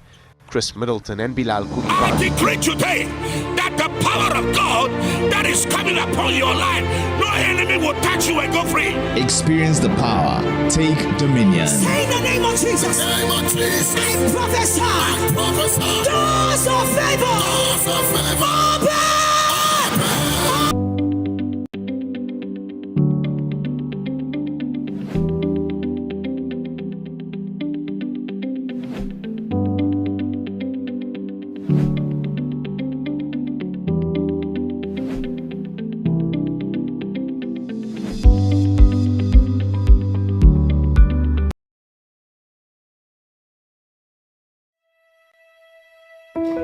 Praise God, it's good to be with you, and I'm Archbishop Nick, and today I feel very strongly impressed by the Spirit of God to share with you reasons for putting together some of these books and materials that I believe will impact your life, like understanding the prophetic. I believe that one of the reasons why the prophetic has come under a lot of attack and under a lot of confusion all across the nations of the world is because of lack of understanding. And one of the main things through my observation over the years and the decades in ministry is the misunderstanding between the office and the functions of Old Testament prophets and New Testament prophets. Now, under the Old Testament prophet, because the Holy Spirit hadn't then been given, we were led and directed by prophets under the Old Testament dispensation. In the New Testament dispensation, primarily, we are led by the inner witness and by the Holy Spirit.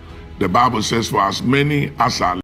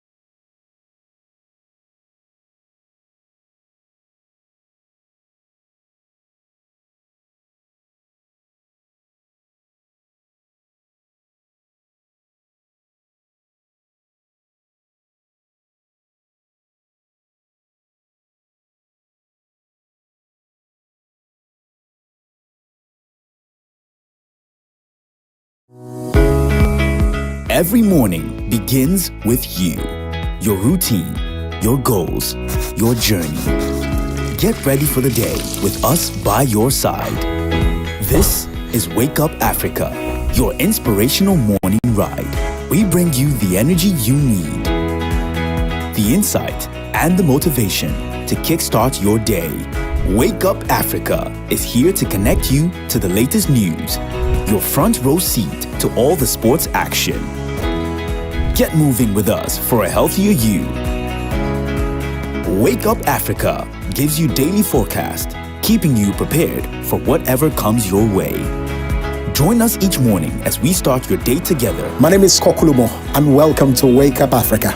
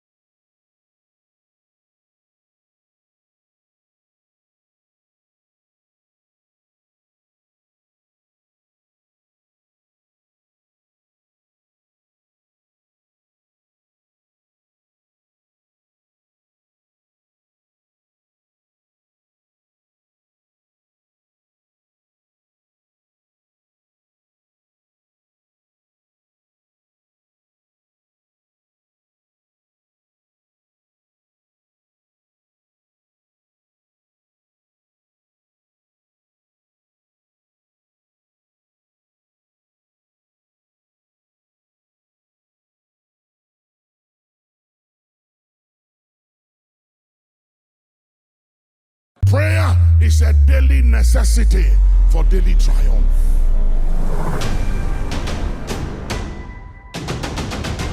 Africa, we must unite.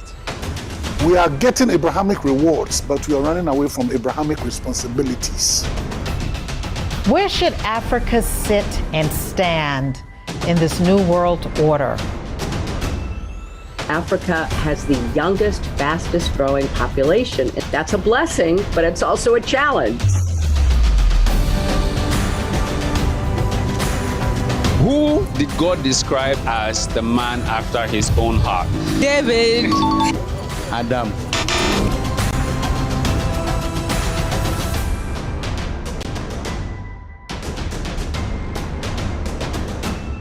My experience, nothing short of amazing. I never believed I'll be able to do this. Dominion TV's Emerging Leaders program has taught me skills about marketing in a corporate setting. My name is Danny Glover, and you're watching Dominion TV.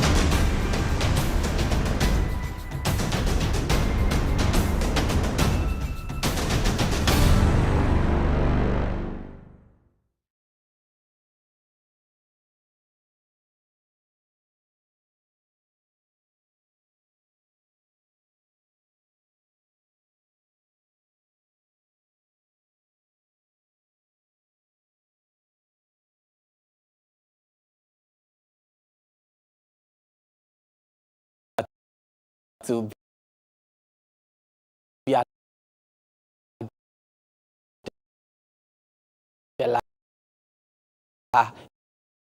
Mbappe to take us through the rest of the segments on.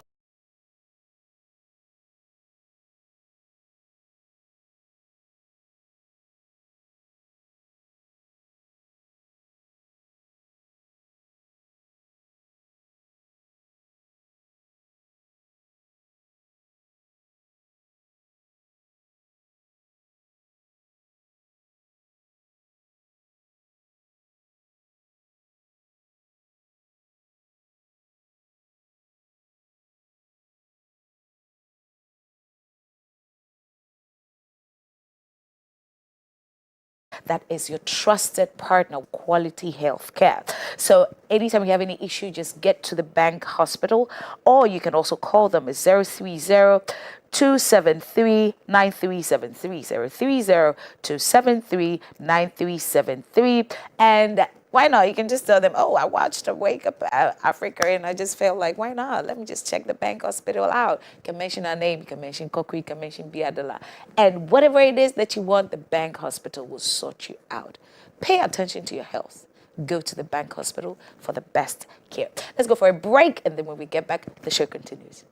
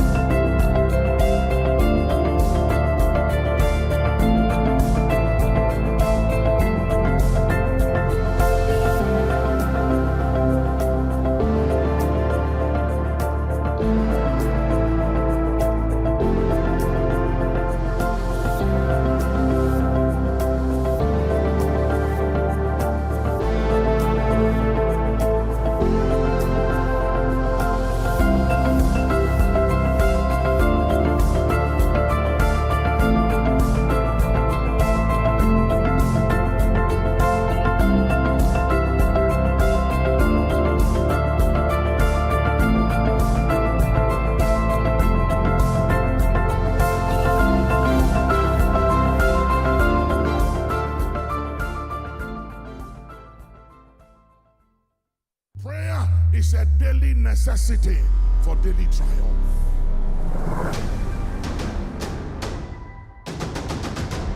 Africa, we must unite. We are getting Abrahamic rewards, but we are running away from Abrahamic responsibilities. Where should Africa sit and stand in this new world order? Africa has the youngest, fastest growing population. That's a blessing, but it's also a challenge. Yeah. Who did God describe as the man after his own heart? David. Adam.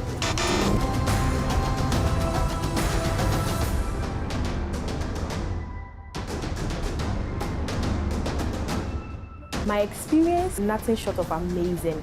I never believed I'll be able to do this. Dominion TV's Emerging Leaders program has taught me skills about marketing in a corporate setting. My name is Danny Glover, and you're watching Dominion TV.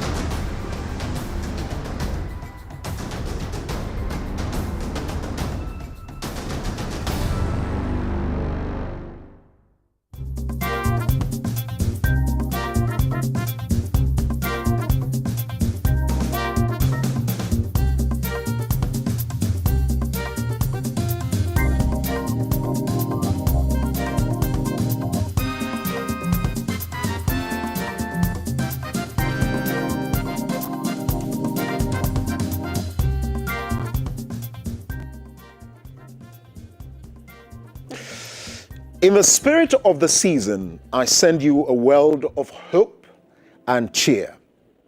As never before, the Gold Coast of today stands on the threshold of a new era that bids the youth of this country, even the youth of West Africa, to take up their political responsibility. This era demands of the youth of the new Ghana that they should be up and doing. In this sense, my message to the youth of the Gold Coast in particular, and West Africa in general, is simple and direct. Stand firm, be vigilant and resolute. In a humble way, I would quicken you in thought and action. I would inspire you in the love of one's country above anything else. The future is in your hands. Out of you must come thinkers, yes, thinkers of great thoughts. Out of your rank and file must come doers, yes, doers of great deeds. You cannot think great thoughts and do great deeds by fear and cowardice. You must be prepared to face the shackles of imperialism with an unflinching courage. You must fight to destroy the doctrine of imperialism and colonialism, direct or indirect. Youth of Ghana, the future of this country is in your hands. Emulate the youth of other countries. Learn from the youth of Burma, India, China, Russia, Ceylon, Britain, and the new democracies of Europe. God and nature did not intend you to be forever slaves to the diabolical machinations of imperialism and foreign rule.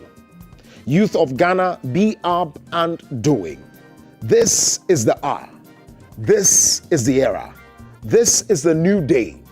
The generations of tomorrow are looking up to you. Only you, the youth, dynamic, volatile, fearless, and daring, can carry on the struggle for freedom and emancipation to its logical conclusion. This is the age of action. Only the youth with their sagacity and impulsiveness can act. Yes, fellow youths, the hour of liberation, not only for Gold Coast, but for West Africa, is at hand. Go forward in unity. Let not detractors, traitors, cowards, quislings, and opportunists get the better of you. Yours is a righteous cause. You fight for the cause of the right with free people of the other nations to rid this world of the pest of imperialism, tyranny, and colonialism. You fight for peace, democracy, and socialism. In the higher reaches of our endeavor, I bid you rise above criticism. Keep on building and lay solid foundations of thought and action. Let your watchword be, in all things national unity, in all things political self-government, in all things action. Ladies and gentlemen, that's how we start today's program, and we're excited because this particular message was written as far back as in 1948 by the one and only, the man who was voted, elected, and of course endorsed widely worldwide as the man of the millennium, Osagyefo Dr. Kwame Nkrumah. These words still resonate with some of us, and we're excited to start on this note. Also, is a special request by Mr. Ichaba Adesibo, who is an independent consultant on preventive diplomacy, peace building, and nation building, founder of Black History Month in the United Kingdom. We have him in the studio. He's our very first guest, and we're expecting Mr. Abeku Sego, who is a writer, actor, director, and of course, content developer and producer, who will also be joining us. Good morning, Mr. Adesibo, and thank you very much for coming. Good morning, good morning, good morning. What does that particular speech as read by me, but delivered by Osagyefo Dr. Kwame Nkrumah mean to you? In just 1 minute, share with me. He delivered this speech on Christmas Day, 1948. And he arrived in the country in December 1947. So within 1 year, he made this rousing speech. And it's still like relevant for the youth of today, because his hopes, everything that he did, was driven by the concern for the younger generation. He said the future was theirs to shape.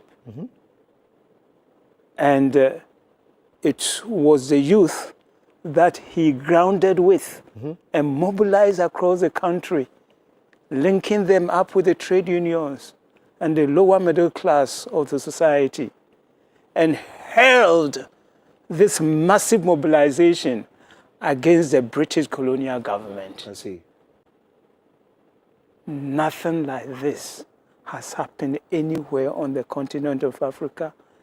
And it marks one of the highest points of emancipation in the world that we should be proud of as Ghanaians. Talking about pride, and forgive me, I'm going to be starting on a very difficult note this morning. The reason I would do that is to be able to gauge, when these speeches were made, what the dream was, what the needs were at that time, what the aspirations were for the people who gathered, fought to get us freedom. Not only as a country, but of course also brought some liberation to a lot of African countries.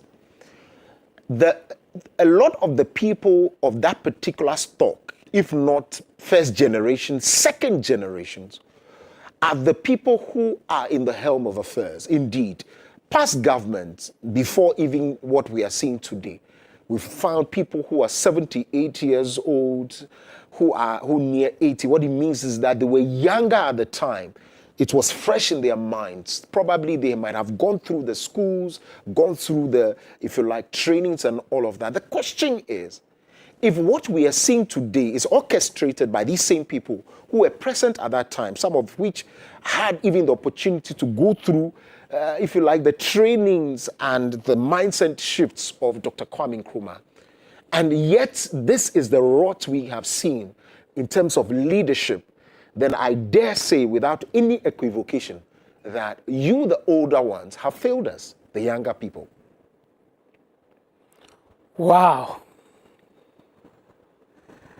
This is the first time I'm hearing something stated forcefully like you have done. And I am moved because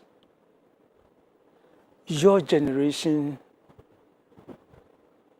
should be asking a lot of questions about my generation that has been in power since 1982 to the present, and exercise absolute power that Nkrumah, Buzia, Echampong, all of them never ever thought of or gathered. Right. Over life, power over life and property, power, unimaginable power. Even if you look at the 1992 Constitution, the president exercises so much power. Right. But yet still, the power to deal with the economy, the power to deal with the environment, the power to deal with the living conditions of our people. Why should we have Abobloshi? Why should we have Choco? Look at Jamestown. Look at the heart of Accra, Adabraka. We could not even rebuild Adabraka. That is a question that you are asking. And I agree with you.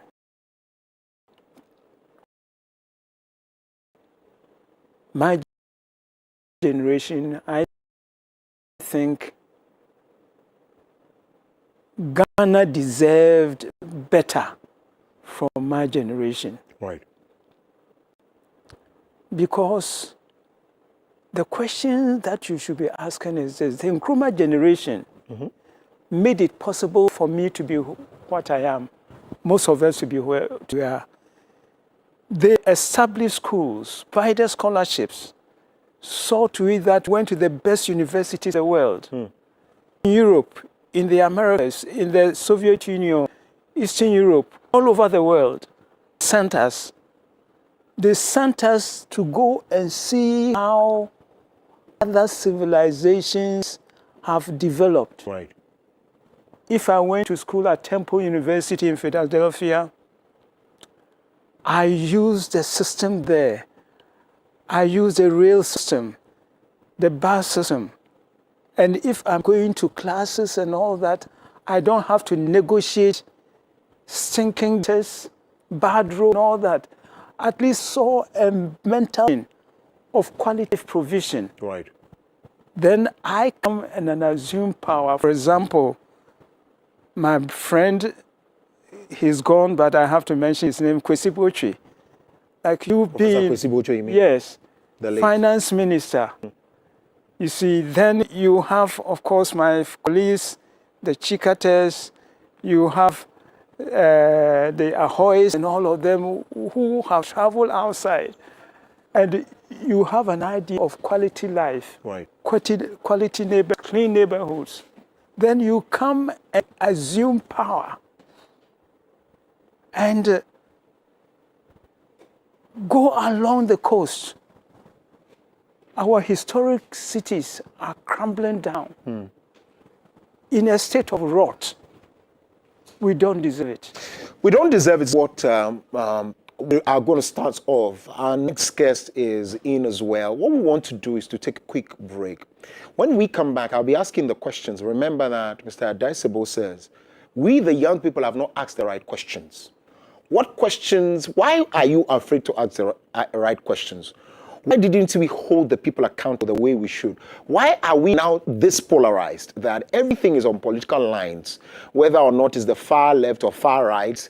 There is a consciousness that is breeding in to always look at things on political lines through political colorations, and that we've left our culture, tradition, and all of that. There's more after this. Stay with us.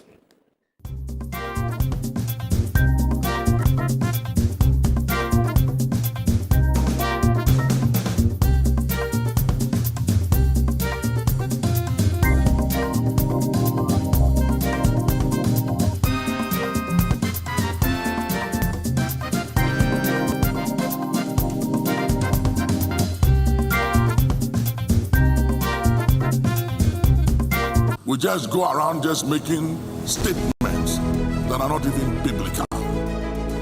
God reveals to redeem. It's not in the Bible.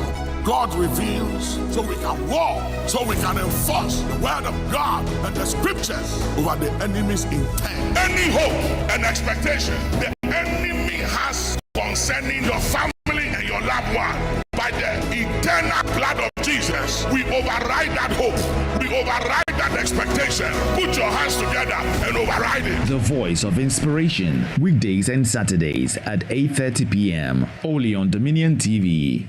It is my great pleasure to welcome you to Accra and to this conference of African freedom fighters and supporters of the growing movement for Africa's liberation and unity.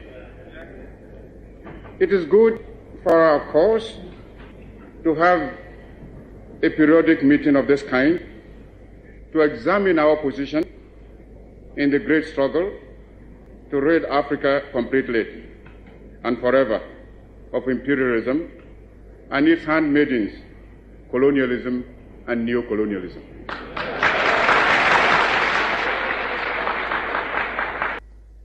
Africa is rich and not poor.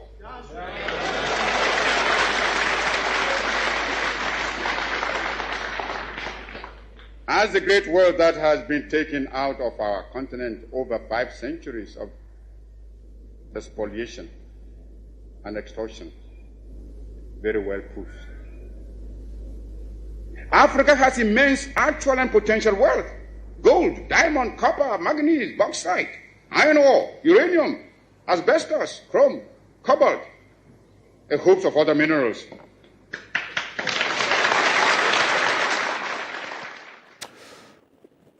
For a lot of us, we did not see this man. We didn't even see his shadow. You could tell by my face, and of course, that I didn't see the man.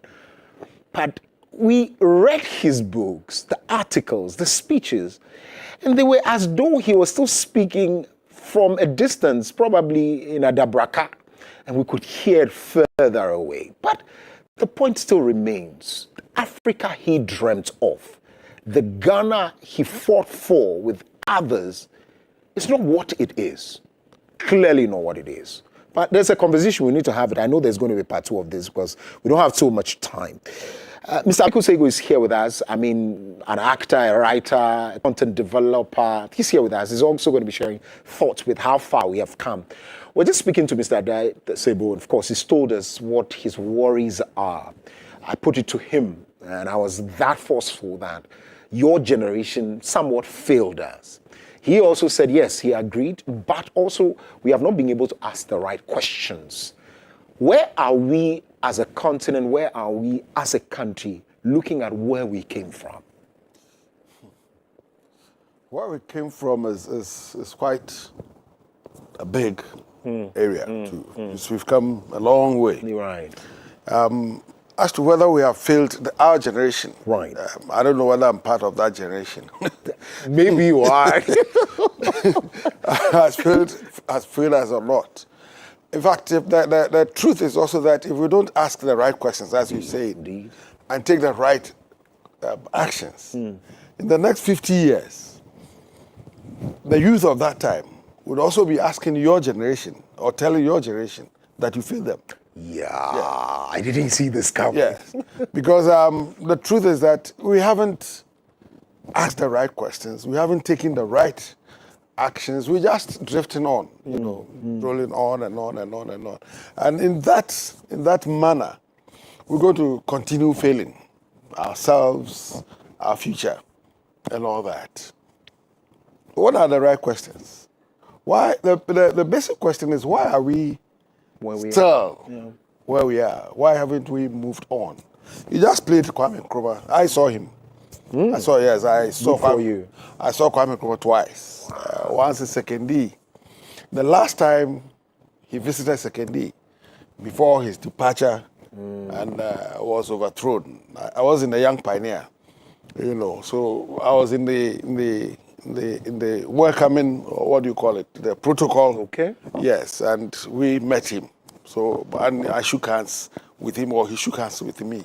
So I saw him, but that is even not the important part of it. Seeing him or not seeing him, it's neither here nor there. But how have we understood, as of now, how have we understood him? Listening to him as if he was talking today. Yes. Or yesterday or tomorrow. I share that same view. Yes. As if he was talking today or tomorrow or just yesterday. So his ideals or ideas that fell on deaf ears or were poured on the rock, as Jesus said, are the problems. And have we even... Ghana is a centerpiece of Nkrumah's ideas, because this is where he was born. He went round and round, and this is where he came back to. Right.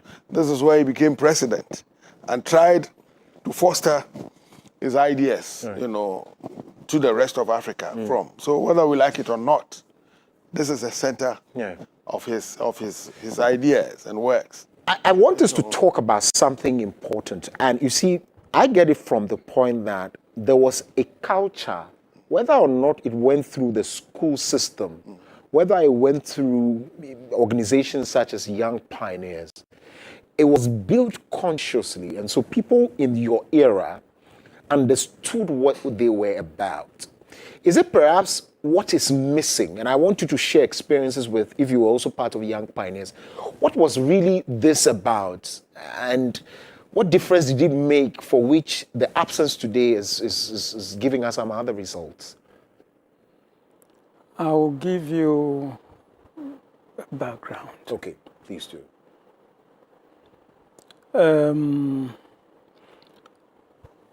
Ghana, Gold Coast, the people, we are a peculiar people.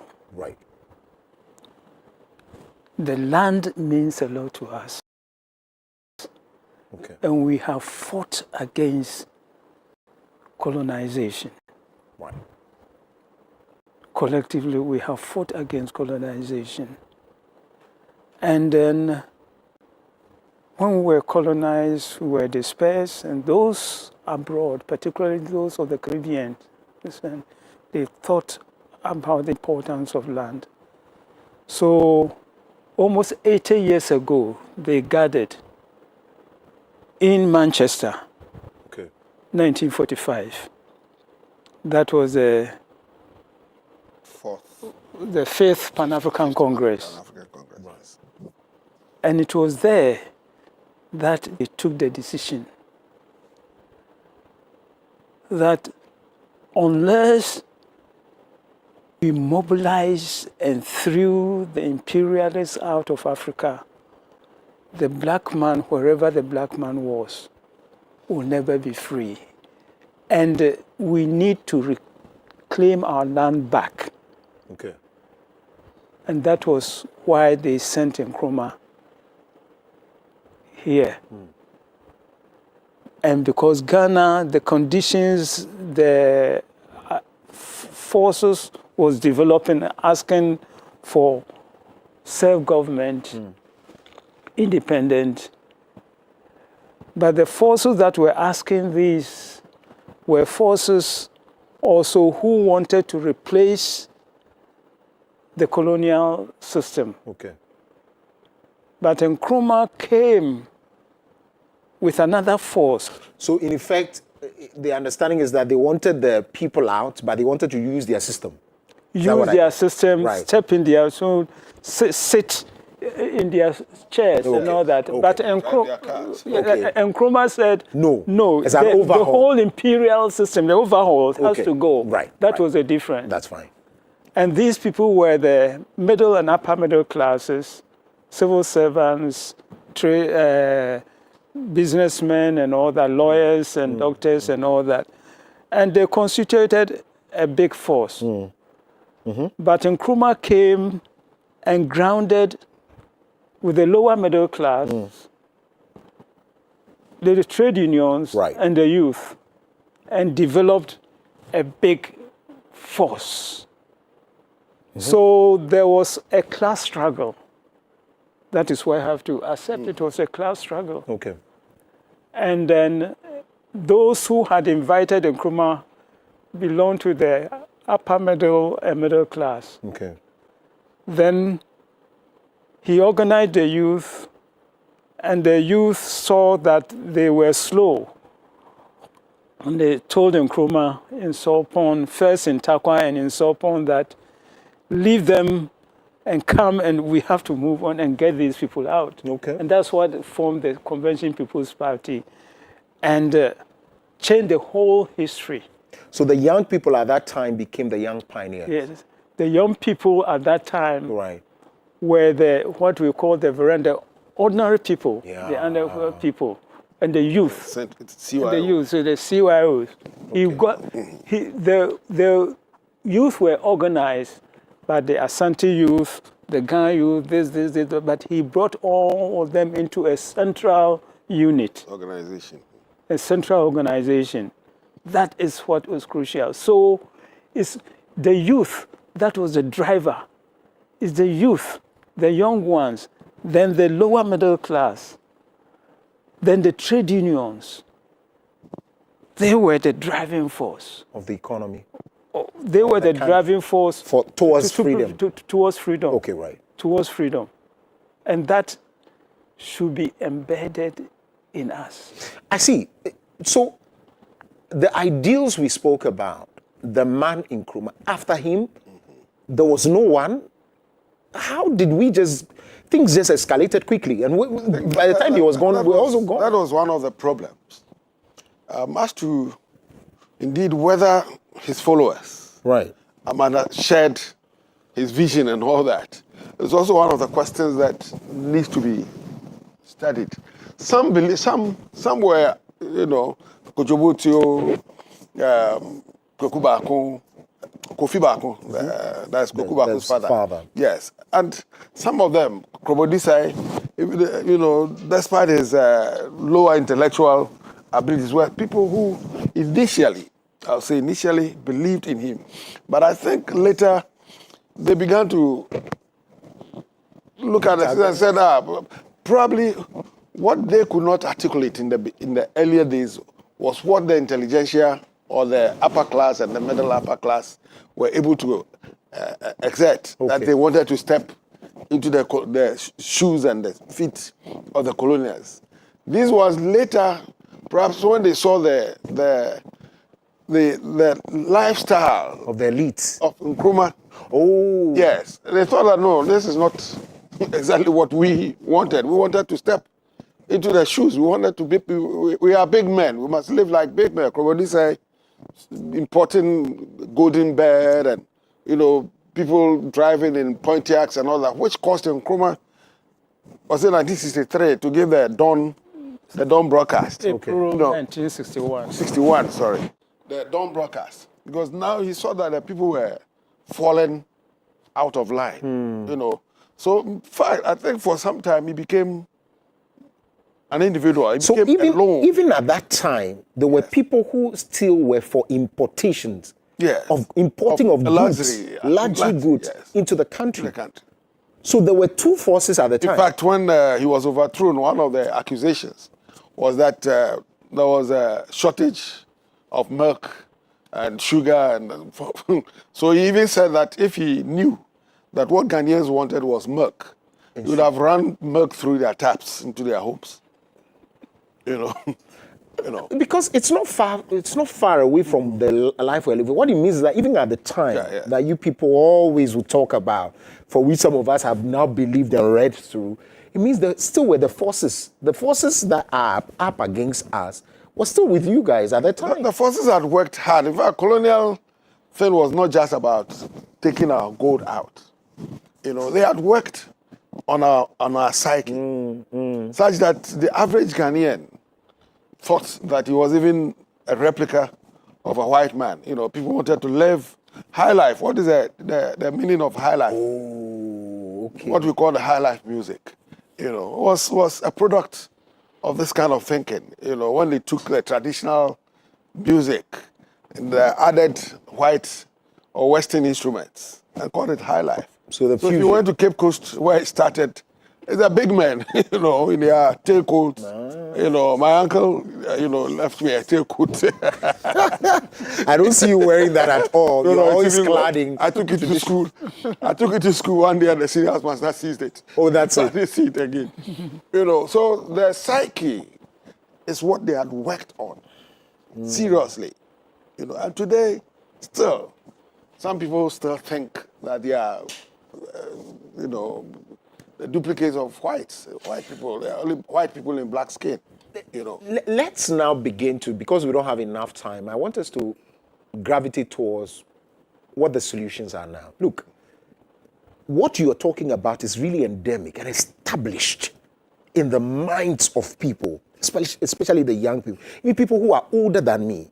It's so established that when they get into any office, it's about taking the job for granted. They are not serious about the job because it's not mine. I'll use that space to do other things. I'll exploit the system everywhere you go. Everywhere you go. So what it means is that it's established. How do we root it out, uproot it from that source? How? Is there ever going to be?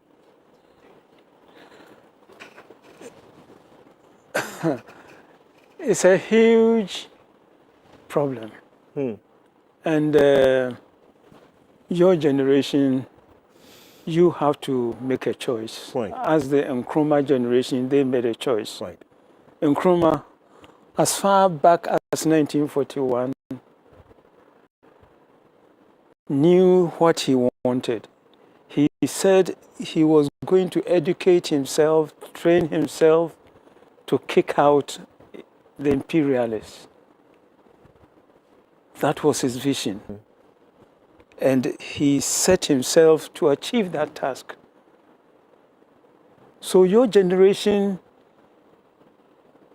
you have had experience, at least those born in the 80s and 90s, and you see the living conditions, the doomsday, the environmental degradation, the forest, depleting the forest, and the bad housing. Individuals have built this country. It is individuals. When I stand somewhere on the hill and look at Accra and I see the spread of the buildings, there's very little government intervention. It's individuals. Then it's left with the government to provide the roads, the water, the electricity, the sewage system, the sanitation system, and none. The government is not helping, but it's individuals that have done this. And this is disturbing. This is disturbing. So you have to reject this.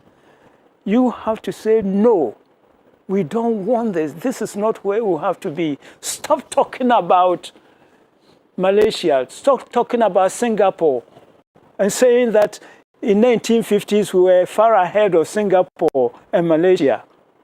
Stop talking about it. How can this time, 21st century, you find rich deposits of lithium, and you know what lithium can do. Yeah. And then you give the lithium away to a startup Australian company for peanuts, for you for 10%. Well, there's Kenya there who are doing batteries. You see, how can you do that? So what is the mindset? And the sad thing is that my own friend and colleague, Fuichi Kata, his law firm, worked out that contractual arrangements. How can it be? And they are defending it. Then you look up Burkina Faso, Niger, Mali, and they are taking over their natural assets. You are talking military rule, though. You are, because once you mention... Who are they? They are human beings first, before military. Well... They are human beings. They are nationalists. They are human beings. We also still saw some military rulers who Yes. You see, they are nationalists and all that. They are human. So, but they are doing something. They are saying no, the old order, where the French were taking everything away, it can't be. Pay the fair price for it. You see, so your youth must reject this, that no, this should not be. We cannot continue letting our gold go away like that without even having knowledge of what is being taken away. You see, it can't be. It shouldn't be. You see, so you should reject it. You say that, no, we don't accept this because we are suffering, going to suffer for it, and we don't want our children also to suffer. So stop it. You have to stop it. Mr. Sego, I'm biased towards where you have practiced a lot. One of the things I believe is that before Africa can change, the image which we project on people and on ourselves must begin to change. What we can use largely is music and films and all of that. That also is in shambles. Ghana as a country, coming from where Nkrumah came from, by now we should be running some film policies. We have none. the office, we are told there was no office. And now through Madame Julieta Santis, things have come out. There are issues with the film authority now that was, of course, established and all of that. The image of Africa using film and the arts. Talk to me about it. Well, Nkrumah saw the essence of the arts, so that anywhere he went, he took along some young artists. I was told.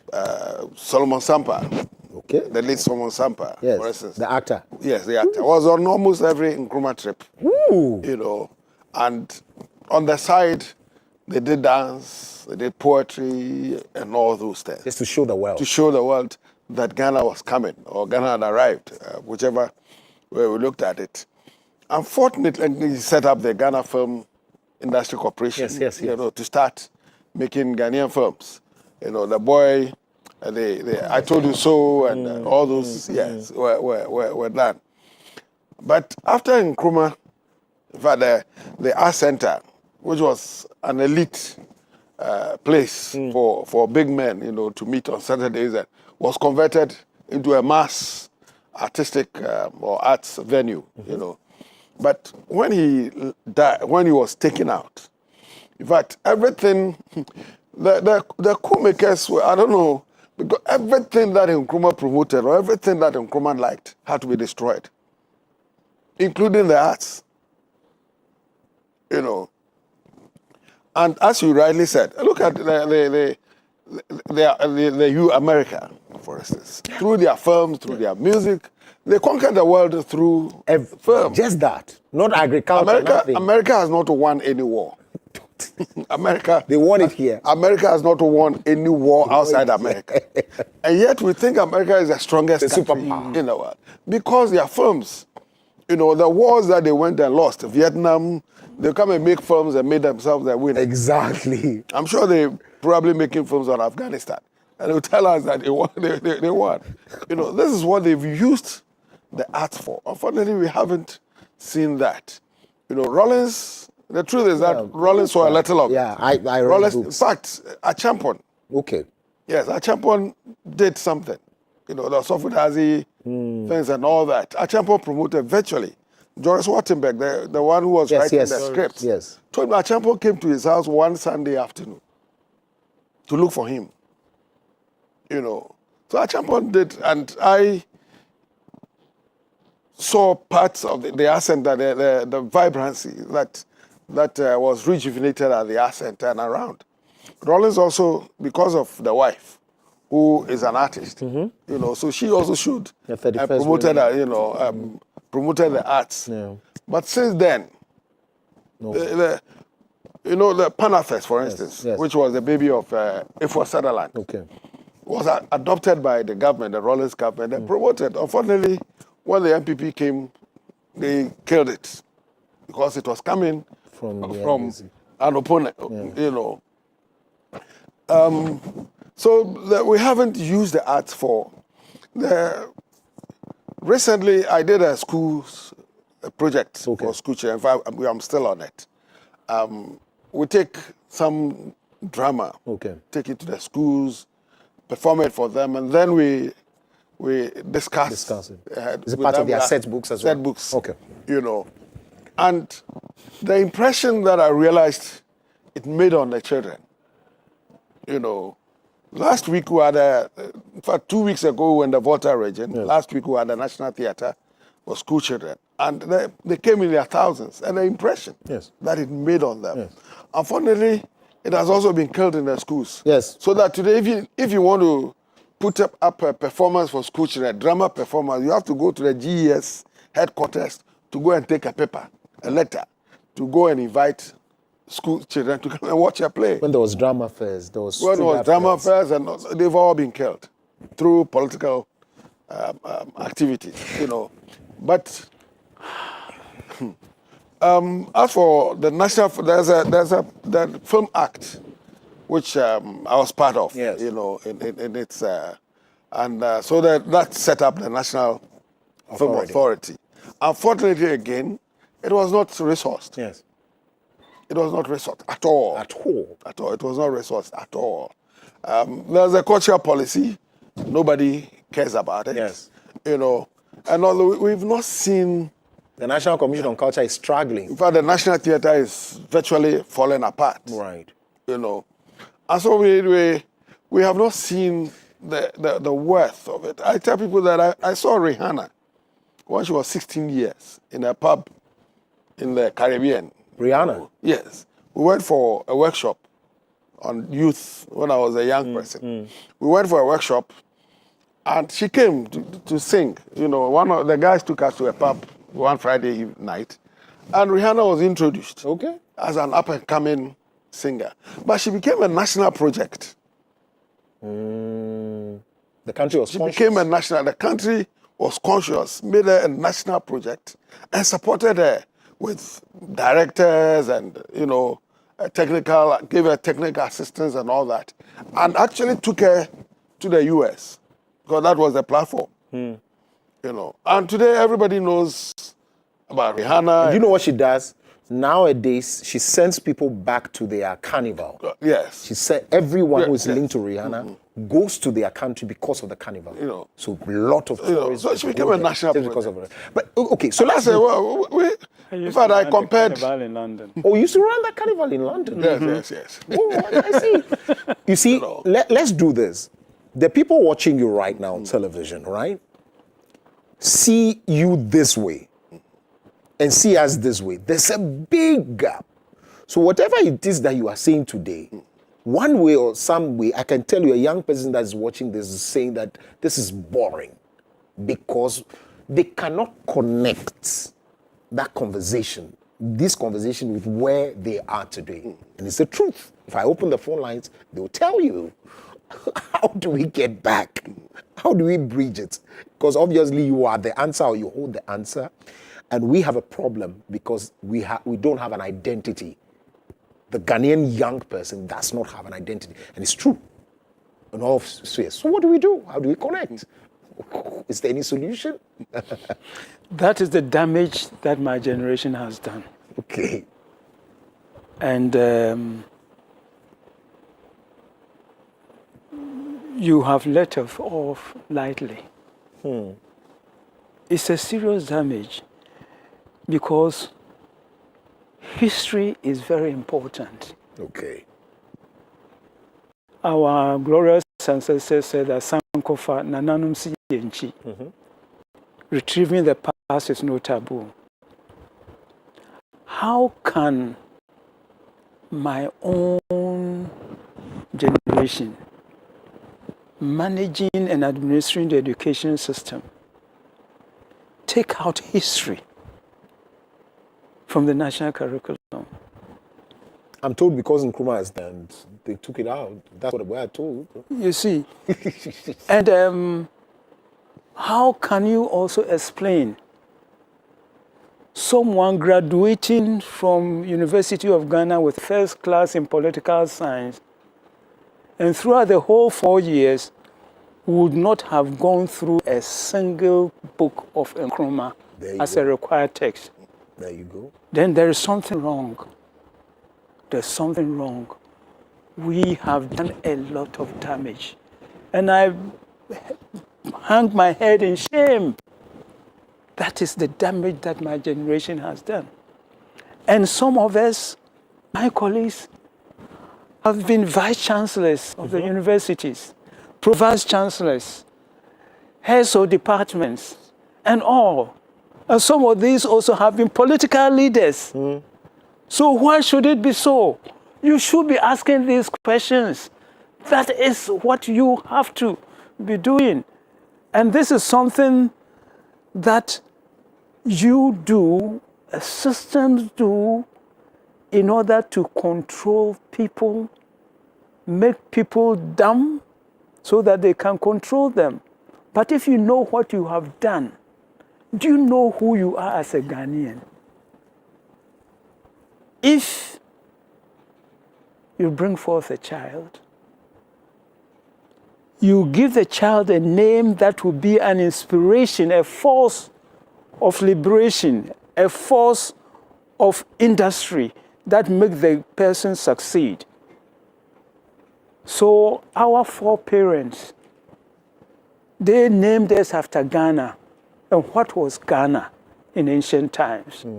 A land of jurisprudence, a land of success, rich, law and order. So they named us for us to emulate this. So that's where we begin from. And now 6 March is very important to us. We have to understand 6 March. Why they chose 6 March as our Independence Day. Because the bond of 1844 that colonized the southern part of Ghana was signed on the 6th of March, 1844. So what the Nkrumah generation did was to reverse it, to change it spiritually. Do you know that? You understand the symbolism of it?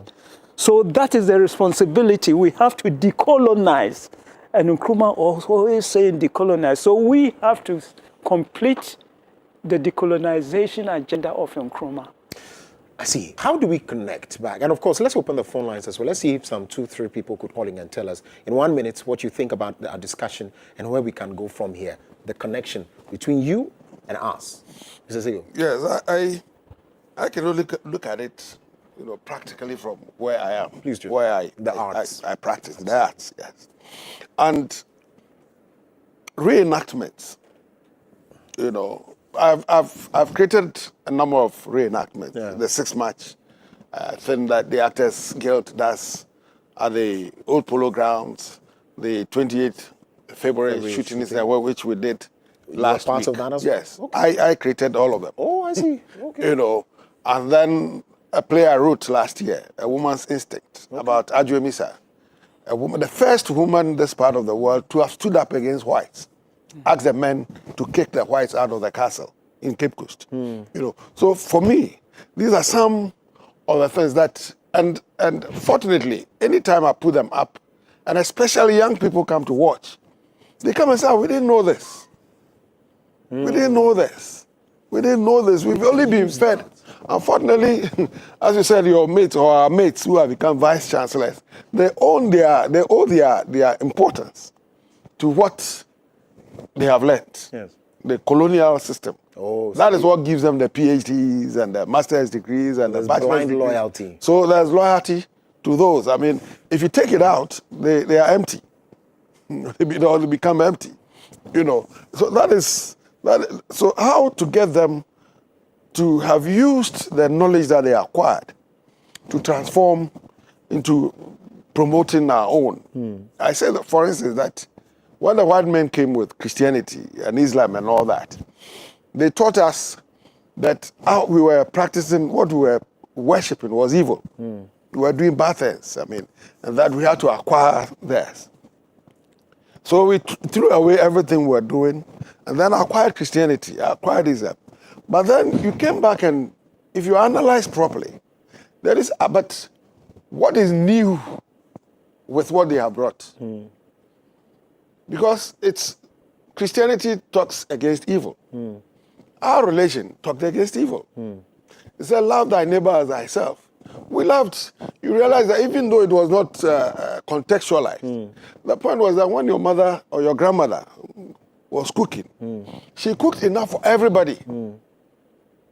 Children whose parents were not around were all fed. You were to, to show, love God as that, and we're doing all those. So we became confused as to, in any case, what we were practicing is exactly what they... Look into the camera. Yeah. If His Excellency was watching, and of course, I know you have his ears, but you can still use this medium again to say something about what he needs to do urgently with the arts, either through the National Film Authority or either through the National Commission on Culture, something that must be done urgently, at least in 2 minutes. I'll come to you also to speak about the issues of whether or not you still support the fact that he took off the regional celebration of 6 March. He says, we don't have money now.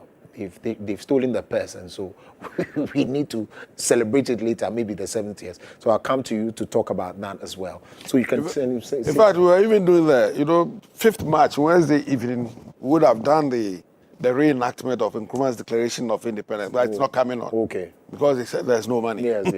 You can do that on the 70th celebration. Maybe, yes. So but I think that he's an artist himself. Because he's a writer. He's a writer. Yes. So the first thing is to identify the right people. Because whatever we want to do is a human beings who make it work. Okay. Without the right humans, nothing can work. So he should take his time, look at the environment, and identify the right people who can carry on, or who can help transform our psyche and all that. That is the most important. So appointing the right people to the right places. Okay, boards, the CEOs of these. They're holding they've held an educational summit, they're holding the economic conference. Why don't we have a similar thing for the arts? Because that is where our minds are. That is exactly where our minds are. Culture and arts. That is where our minds are situated. And if we work on that, we'd have solved 50% of the problem. Right. But if we left to the next 10 years, 50 years, those who inherit you will call those who inherit us to come and look again at why we are where we are. The issue of, if you like, not cancellation, not total, but postponing of the celebration. Do you agree? Do you have a problem with it? I have serious problems with it. So we don't have money. Money? Yeah. We don't have money? Yes, please. How? $15 million Ghana cedis or dollars was spent on the last one. Yes. That's not too good. We have money. We have? It's a matter of prioritization. It's a matter of prioritization and the importance of the 6 March to us. But we see a pattern that is evolving, and if we don't put a stop to it, it will come and stay. What's the pattern? The pattern is basically, as he said, the denigration of anything about Nkrumah. Okay. And revisionism. 6 March is being emptied of its significance in the same way that we are talking about, that our history and what we have done is not being taught in the schools. So it empties in us that sense of self-purposeness that was found in the Nkrumah generation and the youth and all that. It's missing, you see. So 6th of March, if we are degrading it, then there's something wrong. It's not district levels. Yes, commemorate at the district levels, also at the Jubilee House of Flagstaff. No, but it's a major event. It's a major historical event. It's like Republic. There are 2 critical periods: Republic Day and Independence. And these, you don't mess around with it, because it's our soul. It's our self-definition. And if you don't care about it, then that means it speaks of what is going on, the malice that is going on. So we should. And I am saying this, that they struck a deal. The MPP and the NDC, they struck a deal. And I'd like to make a statement that for any political party or organization or whatever in Ghana to make progress, they have to at least pay lip service to the ideals and practices of Nkrumah. I see. On that note, I want to say the cost-benefit analysis of scrapping 6 March. Not entirely. It's at the district level now. $50 million. Yes. Or 50 million cedis. Yes. Have we looked at how much we earn from projecting 6 March? Well, I've not done the cost. Yeah, they haven't done that. Okay. And that is why they will talk about the cost. Okay. That's why they will benefit. talk about the cost. Mr. Abeku Sego is a writer, actor, director, content developer, and a producer. And of course, that face, you know. Of course, Mr. Chaba Adesebo is an independent consultant on preventive diplomacy, peace building, nation building, founder of the Black History Month in the United Kingdom. We should have this again, maybe part 2 sometime. We're grateful. Thank you very much. God bless you. How old are you now, sir? Is it okay to ask? Yeah, I'm nearing 80. Wow. How about you, Mr. Sego? Well, next week. Okay. I'll be 68. I'm so far away, far away. But of course, thank you to you for watching. We're back tomorrow to do it all over again. My name is Koku Lumo. Make sure that you always keep faith with us. Watch us even as we bring to you the best of the programming. This is Wake Up Africa. We're back. God bless you. See you.